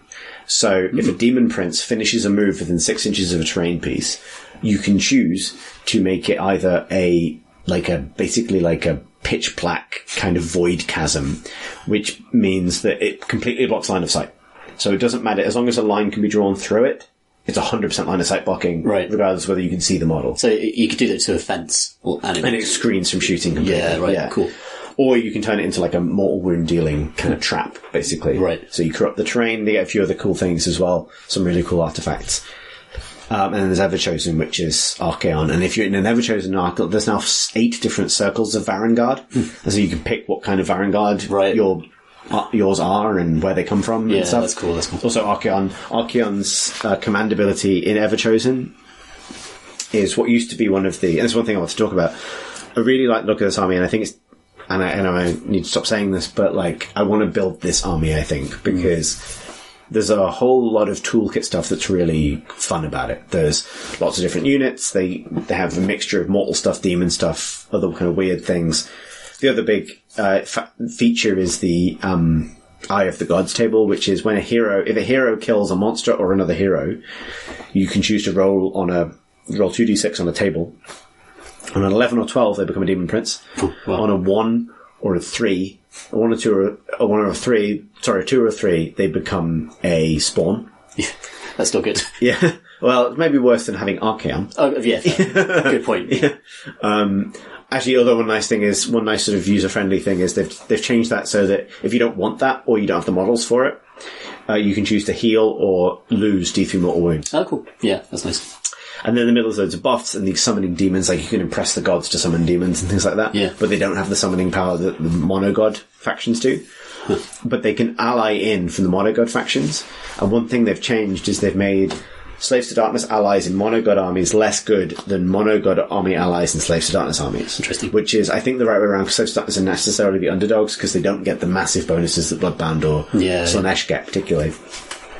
But you could drop like a Bloodsecrator in a Khorne-marked Slaves to Darkness warband and still benefit from lots of the buffs and things. Interesting, yeah. So it's become this really big toolkit army, which I think is really satisfying. Like, you can paint all these pieces and get loads of different armies out of it. Yeah, and if you've already got a kind of collection of random, diaspora chaos, you can build loads of different forces out of that collection you've got already. I think if I build up this core of Slaves to Darkness that I already own, just need to paint through it, then I think you and I will probably never need to have very similar games of AOS ever. Because it's like, yeah, right, you could just field any sort of army that... Here's the Slaanesh version of this, like... It feels like it's broken free from the, if your general is this, then battle line is this, which I've always found like is quite restricted for Stormcast, and perhaps that's quite themey actually, because Stormcast are very regimented, and they they form chambers according to how Sigmar wants them to. Whereas I love the idea of Chaos being like, well, you've got a kind of a rabble, and they're all kind of working against each other as well as they're working against the enemy, and that kind of competition, blood spilling competition, is kind of very themey. Yeah, it's really successful, I think there's probably nothing in it that's wildly busted. There's a few things that are really notable. Demon Prince has got a lot better. They always fight first, which is that's very great. Good. It used to be the Slaanesh ability, now it's standard. And they now have they have 4 command abilities, one for each god. Cool. They have to belong to a god. Yeah, okay. Do you sort of declare that at the start of the game? Yeah, so that's also changed. So it's rather than it's like they're declared at the start of the game, they're declared as part of your list building. Like, you pick. Like, so, Demon Princes, because canonically there is only one unaligned Demon Prince, who I'll get to, Be'lakor. A Demon Prince has to have an allegiance. So if a hero turns into a Demon Prince, they have to have the god allegiance they previously had. Because they wouldn't be elevated otherwise. Yeah, otherwise. God has to pull them up. You can have a Chaos Undivided hero, because Undivided is now a legitimate allegiance. Oh, right, it's a keyword. So it's 5 now. It's Undivided is a keyword. Huh, cool. Which has its own buffs. If an Undivided hero evolves, like a Pokemon, into a Demon Prince, you get to choose, which is cool, but you have to pick one of the 4. Yeah. The big winners are probably Slaanesh and Nurgle. The Nurgle one is insane. And maybe we'll get FAQ, but I don't think it needs to because it costs a command point, has a limited range, and it's more about forcing choices. So the Nurgle Demon Prince command ability is you pick another unit with the mark of Nurgle, and basically they give them these sort of like acidic pustules, which make them very dangerous to hit. So if you roll a 6 to hit them, you take D3 mortal wounds. Whoa. So it's a big bounce. Yeah. It's a really disproportionate bounce, because if you're rolling a huge weight of attacks, and it applies to shooting attacks, it applies to everything, it's basically a huge don't hit this unit button. And I think people are kind of freaking out about the potential damage that can do, but it relies on your opponent going, yes, I will fight this unit then. Yeah, true. You know what I mean? Like, you can obviously force people by putting that command ability on them and then charging them into combat. But again, that's something you plan around, yeah, right? Interesting. Like, and it only works if they're wholly within 12 of the Demon Prince, so that's another, like, you know.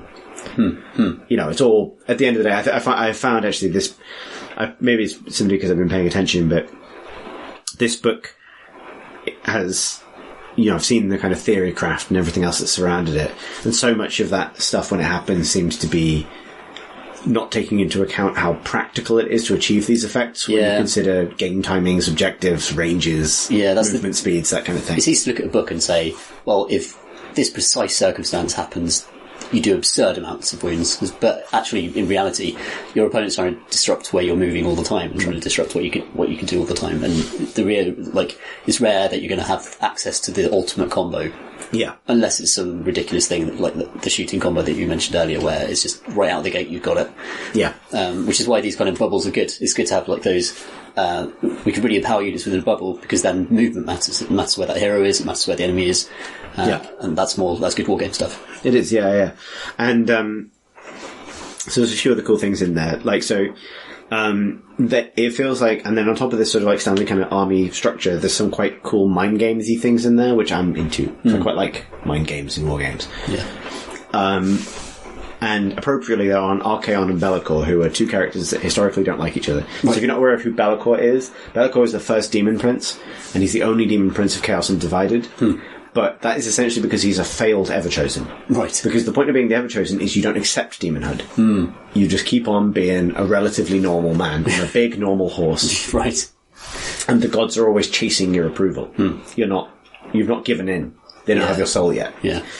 And so Be'lakor is also the heart of a game that you and I are both very fond of, Mordheim. Because Be'lakor falling to Earth is the origin. That's what caused it. It's what causes the... Anyway, so that's a bit of side fiction. That's nice. But I didn't know that, actually. In AOS, he's become this kind of master of shadow. He's always been like a manipulator behind the scenes, like he can't take the role Archaon takes. But there's some cool stuff that I think makes him a really interesting foil for Archaon, and vice versa. So Archaon in an Everchosen army gets a command ability, which means you roll a dice and then hide the result from your opponent. But you have to... some of this stuff is going to need props. Basically, you have to roll a dice, not change it, and then put a cup over it. Like, this dice is going to stay here.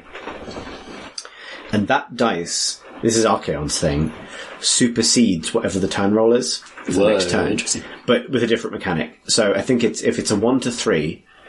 your opponent takes the next turn. If it's a 4 to 6, you take the next turn. And you can choose whether to use it or not. But the idea is you roll this dice on your turn, let's say, and you'll say you've gone second. And you can look at it knowing you're getting a double. Or you can look at it knowing you're not, if you want. It changes the way you play completely. Yeah. And then when it comes to the point where you roll off for the next turn, you choose whether you're going to reveal it or not. But your opponent knows you know this. So the idea is you have limited control of the turn order. With Archaon, which is kind of his thing. Yeah, right. So denying double turns, forcing double turns, that kind of thing. That's a big power. But I think the reason it's interesting is because it's mind games. Yeah. It's because you look at it and you think, your opponent thinks you know what's going on, so you move as if you're going to have let's say, here's a scenario, let's say it's the top of the first round and I'm going first with Archaon, and I look at it, and then I move really aggressively. Right, yes. So you, on your turn, think, understandably, he knows he's got he knows I don't have a double. Right? Yes. So I'm going to move away. But then it turns out you do have a double, but you've run away, so you can't take advantage of anything. Yeah, and so then you open me up to a double. Like, it creates this always really interesting... Yeah, that's nice. It's cool. That's cool. I think it's one of those things where I suspect it'll be a bit like Destiny Dice, where people... Any automatic effect tends to upset people, but yeah, the Be'lakor one is also fucking nuts, and I think it's going to sound broken, but I don't think it is. Okay. Beginning of the game, after you set up the armies, but before this first turn begins, the player with Be'lakor writes down one of your opponent's units on a piece of paper and hides it. Okay. So, Nagash, this block of troops over here, whatever it is. At the beginning of, let's say I've got Be'lakor, you're you. At the beginning of any of your hero phases, I can reveal who I picked. Yes. If I do so, then Be'lakor has manipulated that unit, and it will take effect until my next hero phase. What that means is whenever that unit tries to cast a spell, move, charge, or attack with any of its weapon profiles, you have to roll a dice, and it only works on a 5-up. Ooh. And so, this is really neat. The reason I'm really excited about this as a rule is it's both anti-massive, sort of super buff, do-everything unit. It punishes, ironically, things like Archaon, Nagash, but also some of the things that are really prevalent at the moment, like ultra-buffed Keepers of Secrets that are going to murder you completely, or huge blobs of particular infantry that are going to get jammed into your face round one and end the game for you, that kind of thing. It also acts as a counter to double turns. Because if you are about to get a double turn, and I use this at the start of your first turn, you go through 2 whole turns of having to roll a dice every time Archaon tries to do anything. That's pretty cool. It is cool. Like, I think it's going to be one of those things that if I do run this, and I'm planning to, and take it to tournaments, I'm probably going to get little envelopes and little Be'lakor stickers and things, just to make it fun. Yeah. Because otherwise people are going to get very frustrated that I've pressed the Nagash.exe has stopped responding button. That's delightful. Yeah. And all very kind of sneaky and very chaos themed. Like, I love it. Kind of reminds me of, so when AOS first came out, there were lots of kind of quite silly rules, like if your opponent's got a beard, do X, that kind of stuff. It feels like a mature evolution of that idea where you've got some slightly gimmicky stuff that has big game effect. Yeah. But also, like I say, like, it gives you the opportunity to make those envelopes and actually have that be a theatrical part of the war game. Yeah, I'm really fun. So my big project at the moment is to Slaves to Darkness stuff. I've been working on stuff. I've got Demon Prince who's almost done. But yeah, I'm really excited about it. Like, it's also just the heart of in the loft somewhere in this ceiling space. I've got the Chaos Warriors I painted when I was 13, right? And like, I need to dig them out and like put them alongside the ones I'm doing now. Yeah, that's like some distance has been covered then. Yes, It's nice. It's been nice to return to like the thing I really love, which is ultimately Chaos Knights. I just love I love old world chaos, and this feels like a return to that. Cool way. Like, that's really true. I've got Liber Chaotica up there, which is the big law book, coffee table law book for old world chaos. And cool. Yeah, that's my heresy shelf. Smell it. Speaking of Chaos Undivided, Heresy, and Gribbly Men, and the quests they embark on, we played your first games of Warcry this evening. We did. I greatly enjoyed it. I thought you would, and it's a shame it's taken us this long to finally get it together, but it was fantastic. I've got to say, it's a lovely setup. So, Chris, you painted all the scenery, and it's got this great cardboard kind of mat. Like, it's a lovely looking play space just to step into. Yeah. And also, I just love skirmish games with a bit of campaign, with a little bit of kind of hangover, bit of kind of aftermath to everything that you do. But it seems to be like very well balanced, so that it's not punishing you too much for not achieving objectives. Yeah. So this is we can make this topical by pointing out that we played Warcry today with us both embarking on champion mode campaigns. And so champion mode is a variant that was launched with the Tome of Champions book, which is basically the General's Handbook for Warcry. It came out yesterday. Nice. And actually, I'm really impressed with that book. It's got a bunch of stuff in it, like Monsters and Mercenaries, which was the first expansion to Warcry, had a whole bunch of stuff in it, some of which you'll end up using loads, like the hero rules, some of which, like the monster rules, I suspect get used a lot less. Yeah. But Warcry is continually built out, and it's really going from strength to strength, and I want to see it grow more, because, like, they're solving... I appreciate, like, I really would have loved to have done a Warcry special when it came out, because there's so much about this game I really love. But, like, the campaign system, which are basically these sort of The fact that it's possible to have a campaign that is yours, that doesn't rely on a reliable roster of players, but allows you to go on these like short stories in the AOS universe, some of which are faction specific, some of which are now generic with the fated quests to find rewards that then get bolted to your faction, your warband that grows over time, has always been really, really good. And that's without talking about the core rules. The big standout thing from the new book so far is these champion rules. You've not played without them, but no. to cover what they do, they add sort of more interesting injury tables, more interesting rewards for the aftermath phase of the games that you play. So we should talk about the game that we played, because I think it's your introduction to this rule set, which I also think is one of the most interesting rule sets that GW have done for a while. Yeah. And also it had some fun kind of consequences. So There is. First of all, we had to draw the scenario, and I think for the bigger war games like your full 40Ks and OS, I really like this idea as well, that you draw a map, you draw kind of deployment zones, you draw the mission, and you sort of work with what you're given. Yeah. And so for this one, we drew, there's like a treasure hoard that was in the defender place, and it was the job of the attacker to go and claim all 4 pieces of treasure. And Chris, with your iron golems, was the defender, and my vanguard force from the Stormcast were the attackers. And I had, which I chose instantly because of a roll-off as well. Yeah, that's right. Yeah, you're always sort of in control of that game. Like, there's lots of interesting decisions to make in terms of like when you seize initiative, when you kind of how you spend your dice. Yeah, there's some interesting stuff. roles that sort of. I think part of that came with experience of the game, and part of that was like the dice at the time. But yeah, it's a nice interplay there. So I had like 2 Griffhounds, I had 2 Aether Wings, and I had 2 Vanguard Hunters, and a kind of general, which was a long strike crossbowman with a bird on his shoulder. I was feeling pretty good going into it, because Stormcast have pretty good stat lines. They're very, very tough. But I also had very, very fast things that could fly in, steal beer, and then fly away at great speed.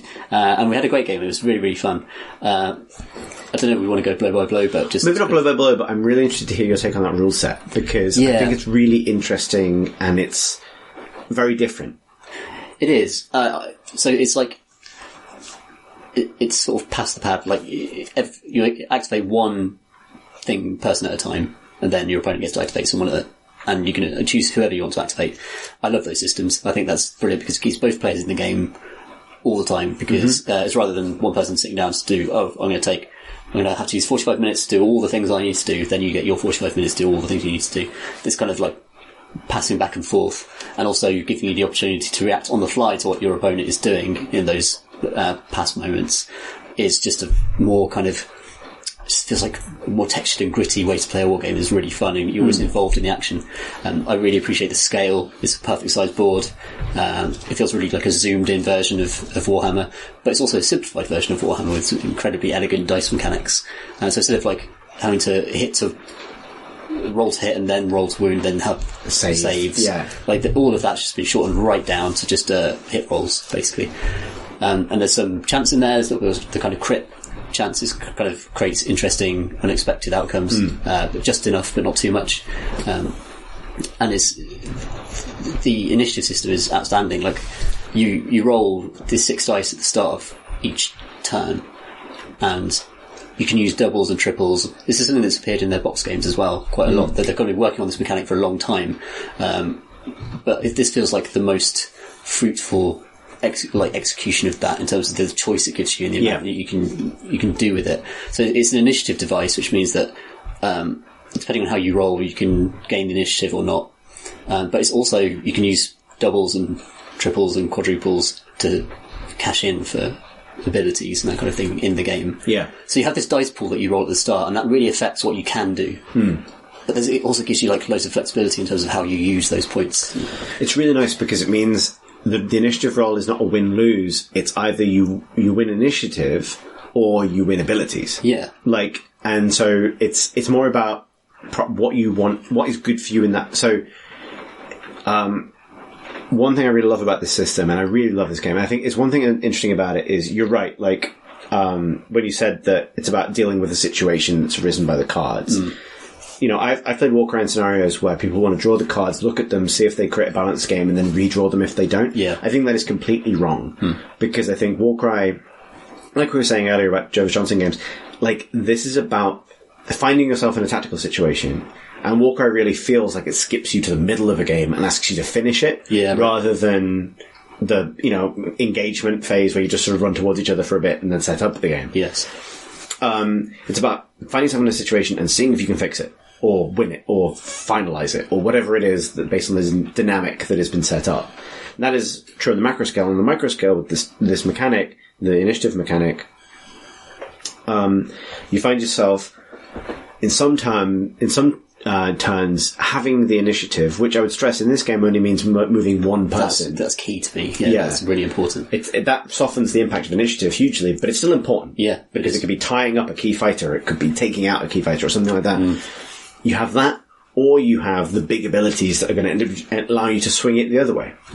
And it's not always perfectly balanced, and there are some nasty combos lurking in there, but what it means is what you want turn on turn isn't always the same thing. Yeah. There are going to be turns where you're happy to cede the initiative and just take the big abilities, and there are going to be turns where because it's an objective game, it's going to get away from me if I don't get this thing now.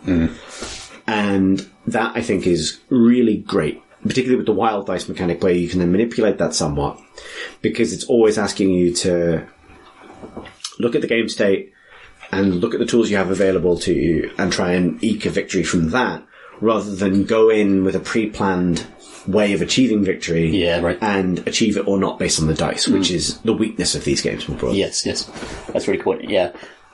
That's epitomised by the fact that you don't know what scenario you're playing until after you've deployed. Yeah. So that is crucial, by the way. Yeah. I've seen people play it where they draw all the cards and then do the deployment. Really? No, it's not designed that way. You're supposed to deploy and then draw the victory card, which exactly, is And then, so deploy how you think might be sensible. As, a warband would going into a place they've never been before. They're just going to march up in formation and see what happens. So you deploy your guys and then you draw the victory,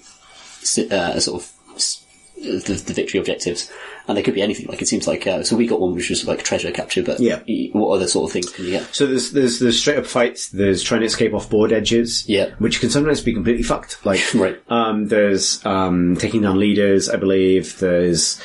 There are ones where we had one where it was an attack defender treasure thing. There's one where it's there's one piece of treasure and everyone has to fight over it, right, and get it off the board edge. There's there's a lot of different variants and the same basic rules, basically. But and you don't know where the objective is going to be. You don't know necessarily where the focus of the battle is going to be, and it's up to you to actually play the objectives rather than metagame it beforehand. And that's true of list building as well. I went for a little bit of everything, a bit of speed, a bit of kind of swordcaster hardiness, and had a great time. Really, really fun warband to play with. And that's especially cool given that the Stormcast aren't a core warband. The rules were released for them along with the box. But the Stormcast aren't one of the main chaos factions that warbands that Warcry kind of launched with. But they still played really well, and they still felt balanced, not too overpowered to me. And it's just a really good, quick game to play as well. Once you know the rules and how it all works, you don't have to roll too many dice. It's fast, lots of movement. It's just great. I think you're right that it's not really possible to list build Warcry to beyond a certain extent. If you want to if you want to take your power seriously, particularly with the core warband sets, there are definitely duff units.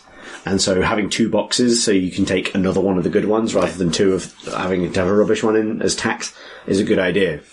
But because you don't know that you're going to get your abilities, it doesn't necessarily, you can't plan around them quite the same way. No. It's really good. Really, really admire it. I played a lot of it in August, September when it came out. And then I painted the whole set and therefore didn't play it at all. As it goes. But it's, there's so much to it now. Particularly, I think this new book really fleshes it out. So you got the fated quests, which are neutral quests that you can go on, and a quest is going to be 10 to 20 games, which is going to take you as long as it takes you. It's a substantial investment, and you can take that warband and keep going with it.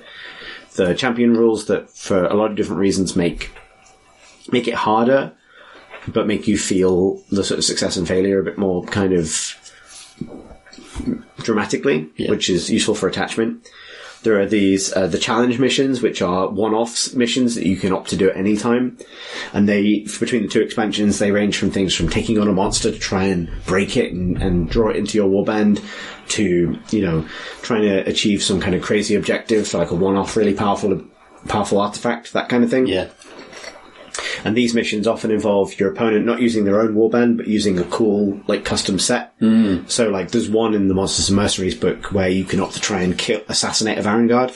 And I'm painting some Varanguard at the moment, so, fantastic. we could do a game where I give you a Varanguard and his retinue of Slaves to Darkness. Awesome, yeah. And then all these, chaos, cultists, trying desperately to kill them. Mm. And I really like that approach to this sort of game.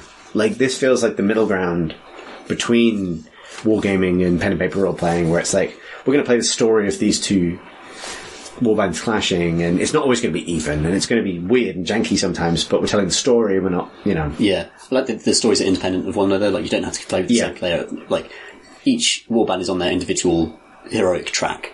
And so I could play someone else and get another point on the track. Yeah. And then come and play you again and do a different do all the focused missions that kind of pushes the story along. That's makes for a very portable campaign that you can take down to a local Games Workshop and just play one of your single player campaign missions. It relies on some trust. It relies on people agreeing that, I accept that in the past you have done these other missions and earned these upgrades. Sure, and things, yeah. But you should be able to expect at least that from people. Yeah. It's such a smart system, honestly. With that in mind, we should talk about some of the funnier outcomes of the game we played. So we played a match where my Iron Golem, embarking on their quest to find a forge in which to practice their sort of smithy arts. This is the band from Shimon, the Realm of Metal, because of course that's who I'm playing. Yeah. Encounter while guarding a stash of stuff, Stormcast Vanguard, which is a big thing to encounter if you're just some dudes. Chaos. Yeah, right. Then a pigeon stole my booze. That's right. That's what happened.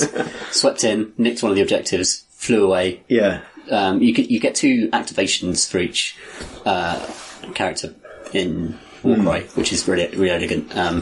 So the bird swept in, grabbed the booze, second move, flew up into the rafters of a nearby building. The train's lovely, by the way. It's really, really nice designed.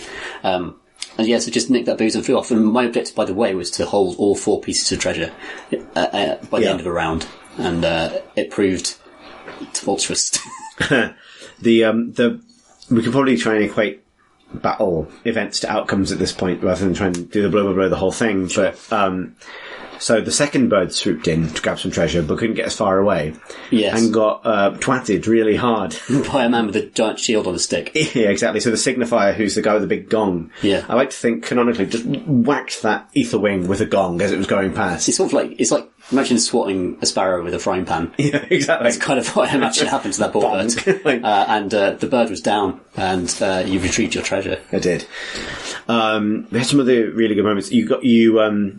One of your Vanguard did, rapid fire. So basically they fired his hand crossbow like an Uzi into the face of a nearby Iron Legionary. Yeah, he's all turned who died the fuck out. Red mist. And afterwards, on the new wound table, gained, he lost an eye. He did, yeah, unsurprisingly. So I'm kind of in my head, the theme of that is, he actually sort of because you were using this rapid fire thing, I like to think that he sort of, and these are lightning crossbow bolts, tanked them on his shield. Yeah. For most of them, but then one of them slipped through. Yeah. Straight right in the eye.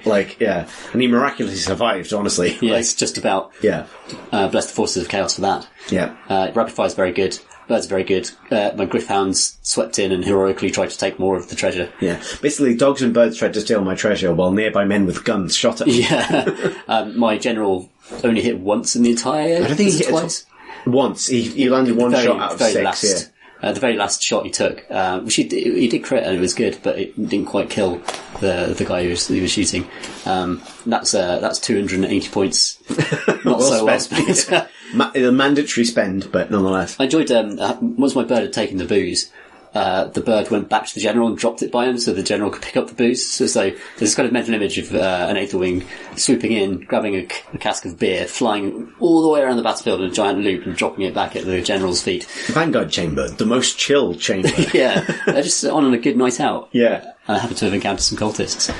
I had some amazing moments. So the way the defender deployment worked is I had a part of my warband that came on in the second round. Yes. So you started with all your stuff, I got my second stuff in the second round, and I put a lot of my heavy hitters happened to be in that group. This is one of the reasons why the specific decision ordering that's in the Warcry core rules is so important. Yeah. And I see, I think so many people ignore this completely. You do the scenario, then you divide your warband, then you decide who deploys where. Yes. Correctly, it's divide the warband, then terrain, then deployment, then you deploy, then the objective. Yeah. You shouldn't know what you're going to get. But as it happened, I got my heavy hitters, like the drill master, my leader, Dominar, and the ogre breacher on in the second round. And they, in the previous campaign I played with these, and I reset to do champion mode, they were all very hit and miss, apart from the drill master, the lady with a whip, who has traditionally been great. Right. They crushed it. They were great.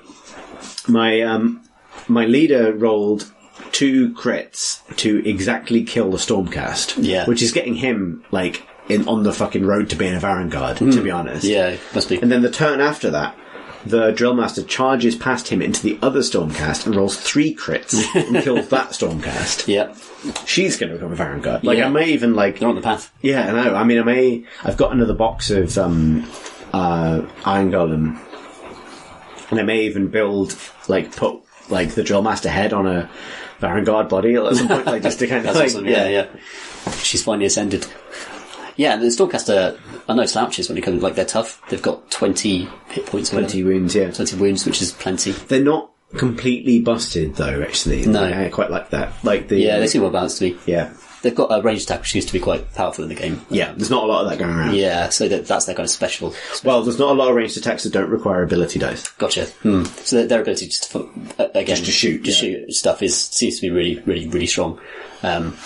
But it was lovely to just break out those models, which frankly aren't that good in AOS. Yeah. And actually bring them into a field of battle where they're pretty competent.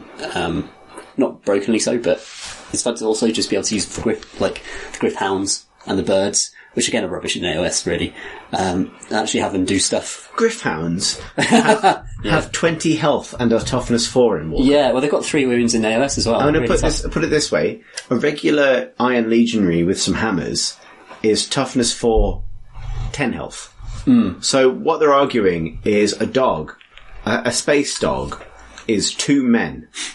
That is true of AOS as well. It's true of AOS. Where they have 2 wounds inexplicably. I think they've got 3 wounds. What? Yes. What? Yeah. That's more than a Marauder Horseman. Yeah, exactly. Yeah, they're very, very tough dogs. That's the same amount as a Chaos Knight. No armour, though. That's the thing. But armour is just Still. Yeah, I know. It's very straight. They're just incredibly tough dogs. I don't know why. They're also quite cheap in Warcry, so I might take some more. Yeah, right. How cheap are they? Actually, they're not. No, I was thinking of the Aether Wings. Aether Wings are 45 points. Oh, that's pretty good. That's pretty cheap, yeah. Yeah, they're cheap. The dogs are 150, which is more. Yeah, to be fair, that's double my basic infantry. Well, okay, yeah, fair enough. They've got some cool abilities. They can do a darting attack if you've got the right dice to do it, which is very good. I'm really glad you enjoyed it, though, because I thought you would like it, and we have been talking previously so much about Mordheim coming back. Yeah, for sure. And I really think this is really becoming that, particularly with it was kind of getting there, but the rules that make campaigns more rewarding, more detailed, the fact there's so much to it, Tome of Champions it doesn't have the rules because they will come in card packs, but it has the the quests for the next generation of expansions, which is Sacrosanct, Warrior Chamber Stormcast, just tons of stuff. Khorne, Nurgle, Tzeentch, Slanesh, Skaven, Caradhran, there's loads more. There's even rules for having skeletons as neutral monsters and stuff and things. That's cool. It's becoming this AOS skirmish toolbox that you can create all these different experiences with. But it's really, there's a lot of really nicely planned thematic narrative writing in there as well. Right. So it's not just a sandbox, come up with your own story for this. I appreciate we could have, burst through it on the way to playing the game today, but your Stormcast are on a particular quest and it has a story. Yeah. And it will yield particular rewards for them based on that story. And they'll take those rewards into the next campaign and so on. That's very and that's really gratifying. Also good wounding mechanics. Yeah. So, one of my Griff Hounds got a concussion. It was the one that was taken out of action because it was body slammed by an ogre breacher. Oh yeah, that ogre breacher's rad. So the breacher can just move charge into a... It's a triple ability, but it means if you finish, it's a triple if you spend it. Yeah. If you move if you finish a move within an inch of an enemy, that enemy takes damage equal to the value of the dice that you spent on the triple. Nice. So, yeah. That concussed the Gryph-hound.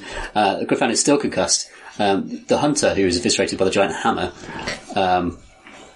what happened to him? All his blood Got a gut left him. wound. Got a gut wound, that's right. His gut's falling out of him. But in the exploration phase afterwards, I found a sawbones man and rolled just right. And he fixed my guy's broken guts. And that's immediately a story, right? Like your Vanguard are behind enemy lines in the 8 points, which is... So for the lore fans, Warcry is set in the 8 points, which is... Used to be just the Varanspire, but they've expanded it massively. It's basically a continent-sized sub-realm. So it's outside of all the other realms. But it's got huge realm gates to all of the different realms. And the idea is that used to be the seat of civilization. It's where all the realms met and shared their culture and their skills and everything else. It was taken by Archaon, who built the Varanspire there. And now, because Archaon controls it, that's one of the reasons Chaos has such a grip on the mortal realms, because it is the nexus.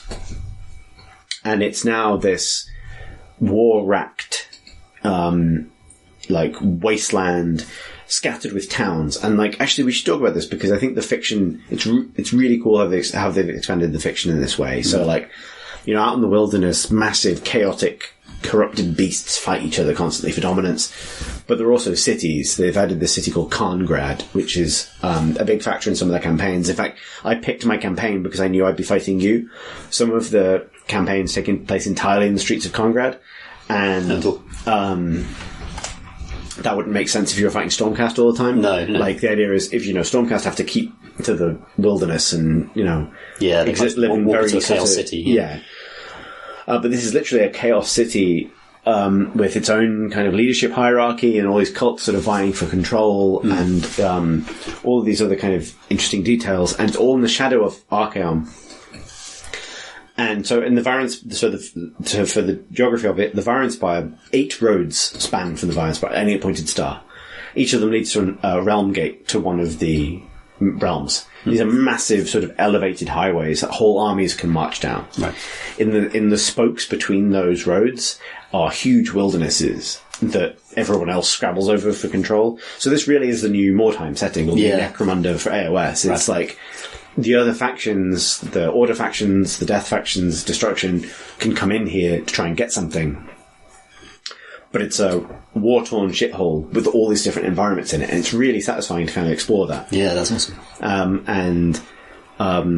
There's some really... I read the book that came out alongside the game, which has one short story for each of the warbands. They're a bit hit and miss, but there are some real standout ones in there, and they're really neat as getting the sort of on-the-ground view of what it's like to be a chaos person in that setting. Oh man, it's a great setting, isn't it? And it's one that can generate so many different clashes between different factions as well. Yeah, it is. I think the two that I decided that if I do another warband after Iron Golem, it would be based on which of the stories I liked most. Yeah, fair. And the Unmade are the big winners for me. Got the Drama Death people. The boss of the Unmade is one of the creepiest models they've ever done. Yeah, super freaky.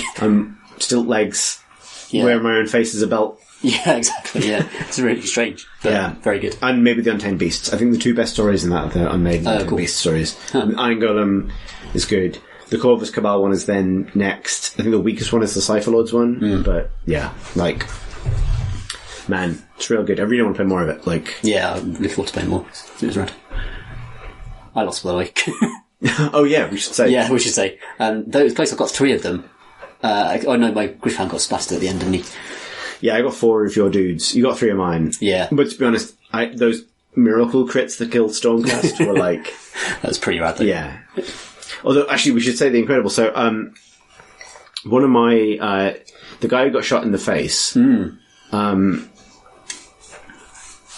hang on, it wasn't the guy who got shot in the face. One of the other guys inexplicably felt so much better because I rolled a double 6 on the wound table. They actually gained a destiny point. Got inspired. Oh yeah, my bird got double inspired. Yeah, the bird got hit with a gong. Yes. Got inspired twice. Yeah, so he couple of rerolls on his attacks next game. Not that that'll be very much used because they're not very good in combat, but they're very good at stealing objectives. He hit with the gong with such force that he realised how brilliant he was. incredible. Like, yeah. What a remarkable bird. Shall we do some questions? Let's do it. Because we've amassed a little pile. Yes.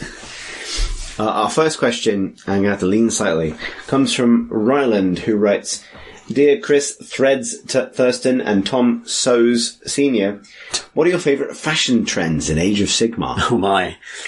I've just moved to New York City and find myself thinking about fashion more than I ever have before. This reminded me that when telling people about AOS, one of the easiest, this isn't your granddad's fantasy hooks for folks to grab onto is often the Fire Slayers. The concepts are wild, but they're physical descriptions that really solidifies them into something tangible, yet utterly metal. What are some other fashions in the Age of Sigmar that you find yourself thinking of a lot? And what's your favourite connection between a group's themes and their dress sense? Love the pods. Ryland. And I guess the most ostentatious, maybe not ostentatious, the most sort of like thing that might happen in New York is probably the Greatest Demon of Sarnesh wearing strange flesh tights. Yeah, stockings that are also your skin. That are also over your skin. other skin. Yeah, that's quite a bold statement, I'd say. Like Gaga's meat dress. It is the meat dress of Age of Sigmar. yeah, exactly. I think that's a realm of beasts artifact. Actually. the Gagain Meat-Dress. Yes. Fashion-wise, I do like the Idoneth, actually. I love their the armour and the way I've painted them as being made out of bone because it looks like they could be. It doesn't look like they've necessarily been metal worked. It looks like they could have been polished bone. These kind of almost like leaf-like structures. Those elves always polishing the bone. Yeah, that's how they do. That's what they like to do in their spare time. Not much to do in the deeps. So no, they can't do that because they went all the way down there to avoid Slaanesh. Oh no, that's not true. to roll in the deeps. Yeah, like some kind of wild dell. Yeah, fashion is a good thing. Like, at what point does armor plate stop being pragmatic and start being fashion? Chaos is the answer. So they can accessorize, right? I was going to say, I'm going to turn around. I like the new Chaos Warriors for this. Yes. Because they have all accessorized differently. So the one I happen to have painted is wearing a person's skin, including their face. Oh, he is. Can you see on their back? Yes. There's a surprised. Yeah, he does look alarmed. Like, oh no. Oh no. I'm a cape now. I think they do a good job of those of like, they're all on their own individual path to glory, so inevitably they've accessorized differently along the way. Yes. Stuff I've killed that I'm now wearing as clothes is a big theme. Yeah, for sure. I've got to say, like, I quite like the layered robes of the Sacrosanct Chamber Secretors. That's quite a cool look. Like I did mine as good like Tururges, or however you pronounce that. Yeah, right. I did the kind of underlayer as leather on mine, which because that would be armour, like that would actually stop things, stop blows. But then the kind of like a layer of purple silk over it, which is pure fashion. There's no, it's not going to help you in battle. It's just there to look cool and look good in the fight. Represent the order. Yeah, no, I think I'm going to go with just wearing whatever you've killed most recently as a hat. That's still good. Orcs are very good at that as well. It's definitely it's a chic. It's a definitely a look. Yeah, serving looks, as it were. Questions for questions. Champion 24 for 24, despite the time gap.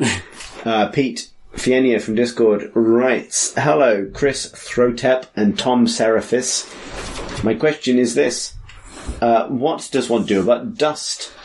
This is this is an issue I don't see talked about in hobby circles all that much. Models on display shelves will accumulate dust like nobody's business. Do you painstakingly dust models you're going to use when you remove them from their display area?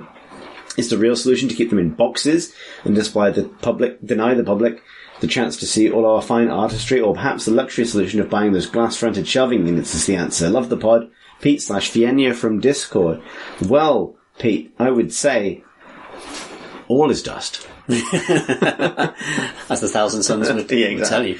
I had this after I moved house. All my Thousand Suns were my Heresy era Thousand Suns were really dusty, right. And that's like none of my other models were. It's like, come on, so guys, stop trying this hard to fail. Anyway, I do dust stuff off before I use it in a game, and I just use like some water on a paintbrush and slop it basically.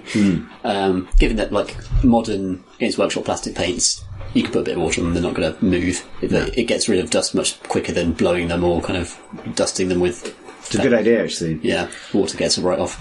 I now have a glass display cabinet, which is one solution to this. It's lovely, I like this. Yeah, it's nice. It's good to have that much shame in one place. No, it's nothing but delight for my many plastic sons. But also, I did start using compressed air for this as well, yes. which I was also using to clean my PC. Yeah, good for keyboards. Good for this sort of thing. But yeah, it's a real thing. It's true. Particularly, actually, I find it less of an issue for models that you finish painting than stuff that's been on the sideboard for ages that you half painted. That can be a real thing. I find it, so the Star Drake gathers dust something fierce. Those big wings, man, they look so dull until you give them that little wash. Then they come right, the starscapes Pop right back up again. Pop right back up again. That's what they do. There's two people who've inexplicably painted starscapes on wings. I agree. I had the same issue with my Lord of Change before I went to live in that box, that cabinet. Willie writes, Dear Miniature Crate and Scalpel, after following Miniatures Monthly since its initial release, I finally bit the bullet, and it's a Bloodborne board game Kickstarter-shaped bullet. I blame you. I've been eyeing a cooperative miniature game like Silver Tower or Blackstone Fortress ever since you discussed them, and along comes a Bloodborne-themed one. Since it's been about a decade since I painted half a Warhammer Fantasy Orc army, I'm a bit rusty. I figured I should join two friends in the Necromunda Gamers painting practice, and because I get to play with my friends. Then I realised I want those minis to be well painted as well, so now I have a set of Adeptus Mechanicus Scutarii in practice and probably a bit of kit bashing. Taking some pictures of my first painted model, I realised that I needed a bit of background, so now I'm thinking about building a turntable with a small diorama on top, like some Necromunda back alley. Where do minis people share their works that I might get some inspiration, and who are your favourite artists? Keep on podding. Willie. I feel like there are two things here. One is the actual question, and one is the incredible escalation. I was just thinking that, like, just hearing this listener just sort of go down, circle the drain, and eventually sort of plop into it and go full Warhammer is quite... The journey to satisfying. fuck it. Yeah, absolutely. When you're at the stage of rotating round tables, you are a true hobby. I do not have a Lazy Susan with the all points on it. No, not yet. The ultimate Lazy Susan. That would be Archaon's Lazy. Gagain Games Workshop, if you're listening, there's a product idea right there. One for the dinner table over Christmas. Yeah, exactly. The 8 points, the 8-pointed Lazy Susan of chaos. Yeah, put your sprouts on that. Exactly. Father, you may roll on the eye of the god's table. Do you mean spin the lazy? Yes. Yes, I want the sprouts. Parsnips for you, father. Parsnips from the realm of Akshi. Fire parsnips. Yeah. Anyway, what were we talking about? The question was, I can't remember either. I've clicked off it. Hang on. I'll go back. The question was... favourite painters. Favourite painters and... Places to see painters. Instagram. Instagram's really good. Recommend following tags on Instagram as well as individual people. Well, absolutely, yeah. There are a few. I only know by usernames. So I started supporting Little Legend Studio on Instagram for really good tutorials. Partly get access to some really good Titanicus tutorials, but also just good general tips. That tends to be of the Golden Demon tier thing that I haven't been doing much of recently. The other one I admire a lot is someone who goes by NRM Paint on Instagram, whose painting style is mine if I was much better. Which is really like occasionally you'll see someone who's much better than you, but paints really differently or has a different set of tastes, in which case you're like, okay, cool, that's great. I don't necessarily need to feel bad about this. This person is really great at painting and way better than me, and paints very similarly to me in terms of what their tastes are, which has been good. A journey, but good. That's cool. Yeah. I follow some people on Twitter. I can't remember their usernames now, but I'll forward them over and put them in the show notes. I think just Instagram's great, especially tags. That's a really good piece of advice, because you never quite know what you like until you see it. If you know what I mean. Like, you don't know what people are out there doing with their models until you actually sort of get it pushed in front of your face, and Instagram's very good for doing that. But yeah, there's so many great painters out there. And you're right about style as well. There's some styles like the airbrush styles I never quite get along with, but I still respect the kind of the artistry that goes into producing vehicles that have been beautifully sprayed and stuff like that. Yeah. But yeah, that's a good question. The next one comes from Tom Lando, who writes, Greetings, Chris. $30 for one model, that's outrageous. And Tom's Sentinel, has that been done yet? I wanted to start with a request. For the first time in Miniatures Monthly, make an entry in the Book of Grudges. Oh. If you're not aware, this is a Warhammer-themed mechanic from, well, kind of defunct now from the other podcast, the Games podcast, yes. where we just moan about something. Yeah. What's going to get moaned about? Let's find out. Entry. Boris the Bully, not the real name, obviously, came from out of town, entered into a summer tournament at the friendly local game store, insisted that reroll misses meant rerolling infinitely till you hit, therefore fielding units he claimed never missed. When challenged, pretended to call Games Workshop and claimed they sided with him. God, what? Granted, I was young, but this maddening memory intrudes every time I hear you discuss poor sportsmanship and questionable play and how to deal with it. I can't go back and defend my younger self, but I can at least air to the world how ridiculous this move was. I mean, that's a power play for sure. Yeah. How did you convince someone that you'd called Games Workshop and... Actually, yeah, my dad is Games Workshop, and he says I win. Yeah, I've just called Jervis, and he says, actually, I win. Not you. Question. Back in the day, I had a Death Guard army, and their war gear was wacky. Plague Marines all wielding plague knives that instantly killed on a wound roll of 6. Nice. For special characters, they got the Plague Sword, which is the same on a 4 to 6. Blimey, that's strong. This was my first army, and it was small and high point cost. It didn't really look like an army. Later, I would build armies like Imperial Guard and Tau as a kind of correction, or perhaps even penance for running that wacky Nurgle army. But I own a large collection of White Dwarf issues going back to the 80s, and exploring them, they redefine wacky in regards to tabletop rules. I remember hearing a tactic described where in a previous edition, you could race bikers up to the enemy firing line and produce a wall of cotton in front of it to blind them, because that's what smoke grenades could do. Cool. This seems like it might not have been true, but it seems plausible given the absurd tables provided for things like vortex grenades. When I consider your frequent discussion of narrative gameplay as opposed to more competitive, I feel like there's somewhere between that absurd special rules... somewhere between what absurd special rules feel unsatisfying, like plague weapons, and what feels cool, like having a wildly imaginative table of weird boy powers that can go off at random and infect the table in a strange way. Granted, I trend towards RPGs more, so this is maybe more of an issue of personal preference. My question is, where do you think that line lies? Do you think cotton smoke grenades are cool? Is there a point in which we can measure an effect as being interesting rather than special combat advantage? Is there a side effect of that point that you feel you'd prefer your tabletop games to err on? Love the pod. Best wishes, Tom Lando. P.S. Chris always talks about his interest in RPGs, but does he ever do a podcast about them? I would listen to that. Down to that point, no, I don't. And part of me is like wary of... I don't know, my RPG is very personal. Yeah. Like, weirdly. If you're interested in my RPG stuff, I did a Cyberpunk 2020 role-playing series for PlayStation, for the official PlayStation UK channel, PlayStation Access. I'll put it in the show notes. That's about as close to a good example of how I DM games, if you're interested in that. Otherwise, we did the Crank and Crowbar, D&D, which I loved. Yeah, it was so much fun. A lot of fun. That was 2 years ago on the main podcast, but it's on YouTube. We can link to that as well. Lovely. But to this question, which I think is an interesting one, which is where the line is between a themey special rule and something that gets in the way of the pure dice maths of strategy and victory. Well, it feels like AOS has moved strongly in the direction of what is cool to happen in game. Yeah, but away from you have beard, so you get bonus. Yeah, there's a middle ground there for sure, which I think they're eventually hitting. I think maybe an example of this in AOS is endless spells. And I'm not sure how successful they've been, really. Like, that some of them are cool. They're really good. I think having run an endless spell heavy Tzeentch army at LGT, yeah, they are competitive. They're good. Like, they do a lot of stuff. They're usable. Yeah. But they're also fluffy as well. They have their own models and they look great on the tabletop. Yeah, I guess right. They straddle that middle ground, it seems. I think the cop-out answer to this is that it's always going to be dependent on your comfort with just dealing with whatever happens. Like, I personally think that the best attitude to foster is one where you walk into every new game expecting to be surprised by something. Yeah, right. Like, your unit can do what? Or, that artifact does this, or whatever. And if you can do that and have fun with it, then that's, again, part of the skill of losing, usually. Yeah, right.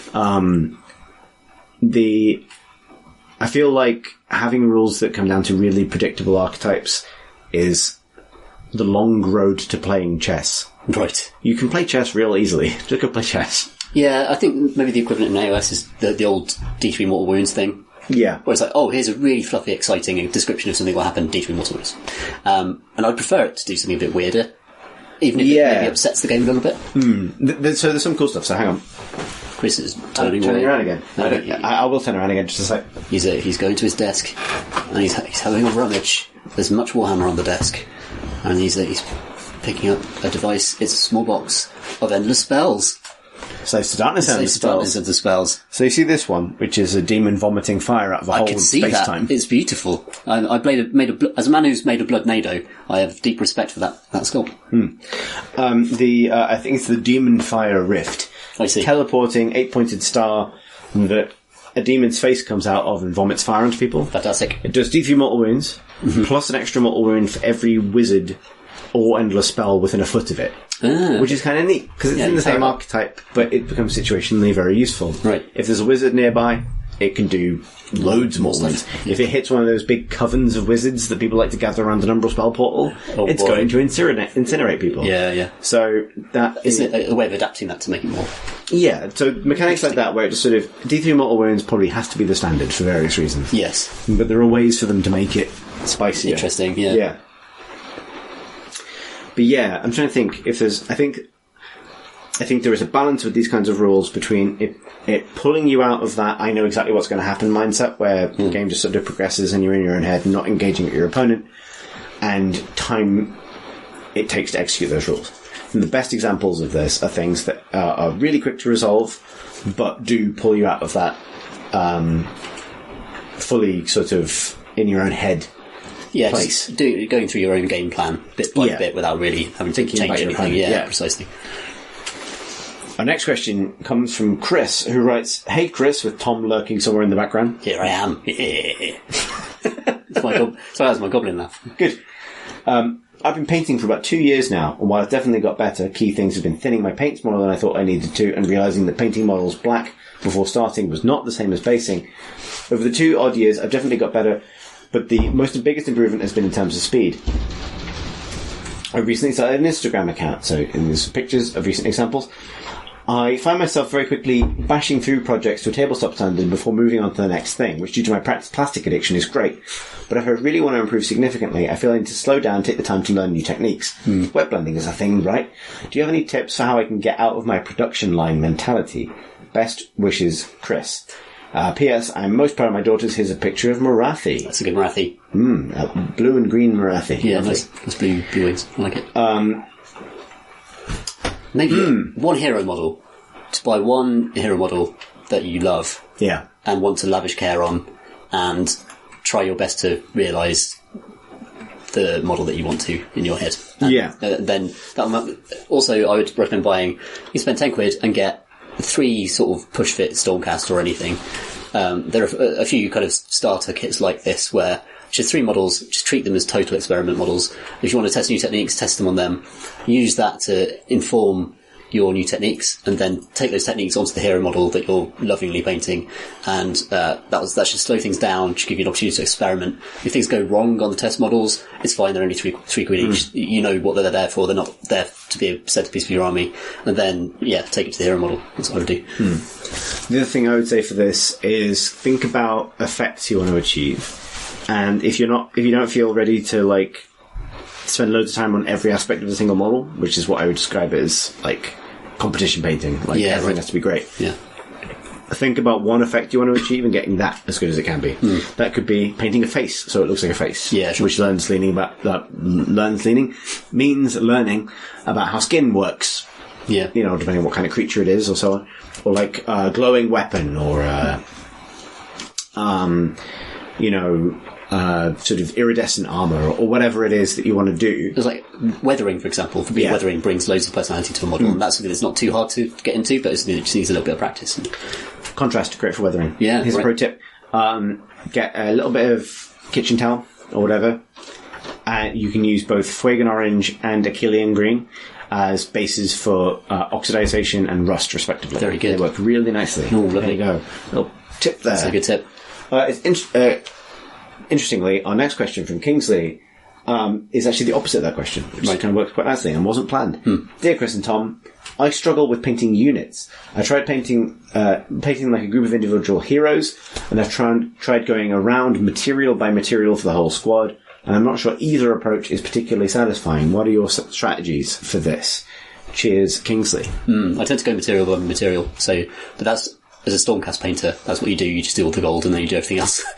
Right. Yeah, I think I vary, and I think one of the cop-out answers to this is different units, different models reward different approaches. But one thing I would say is sometimes it's a variant on the material by material approach, which I think is the right approach to batch painting. But, well, basic thing, adjust batch size. Sometimes batch is 2 models. Sometimes batch is 5. Yeah. Sometimes batch is 10. At the moment, I'm trying to stick to 5 as the maximum. The other thing is, one thing you can try is fully finishing a part of a model before moving on to the next one, because that gives you the satisfaction of having like all the capes look amazing or something like that. Like the batch painting method I described earlier with the Zenithal spray and then blocking in the metals. I recommend getting to that point with all the models in a unit, but after that, you can do basically whatever you like, because it's so much quicker from that point to get the colours in. You sure? Because it's all ready for contrast. Yeah. So there's that as well. Yeah, that'll help. John writes, Dear Rattlings regularly, I wish. Sort of regularly. I spent an hour doing a coat of contrast paint on wood. I did not finish that first step. Warcry, too much scenery?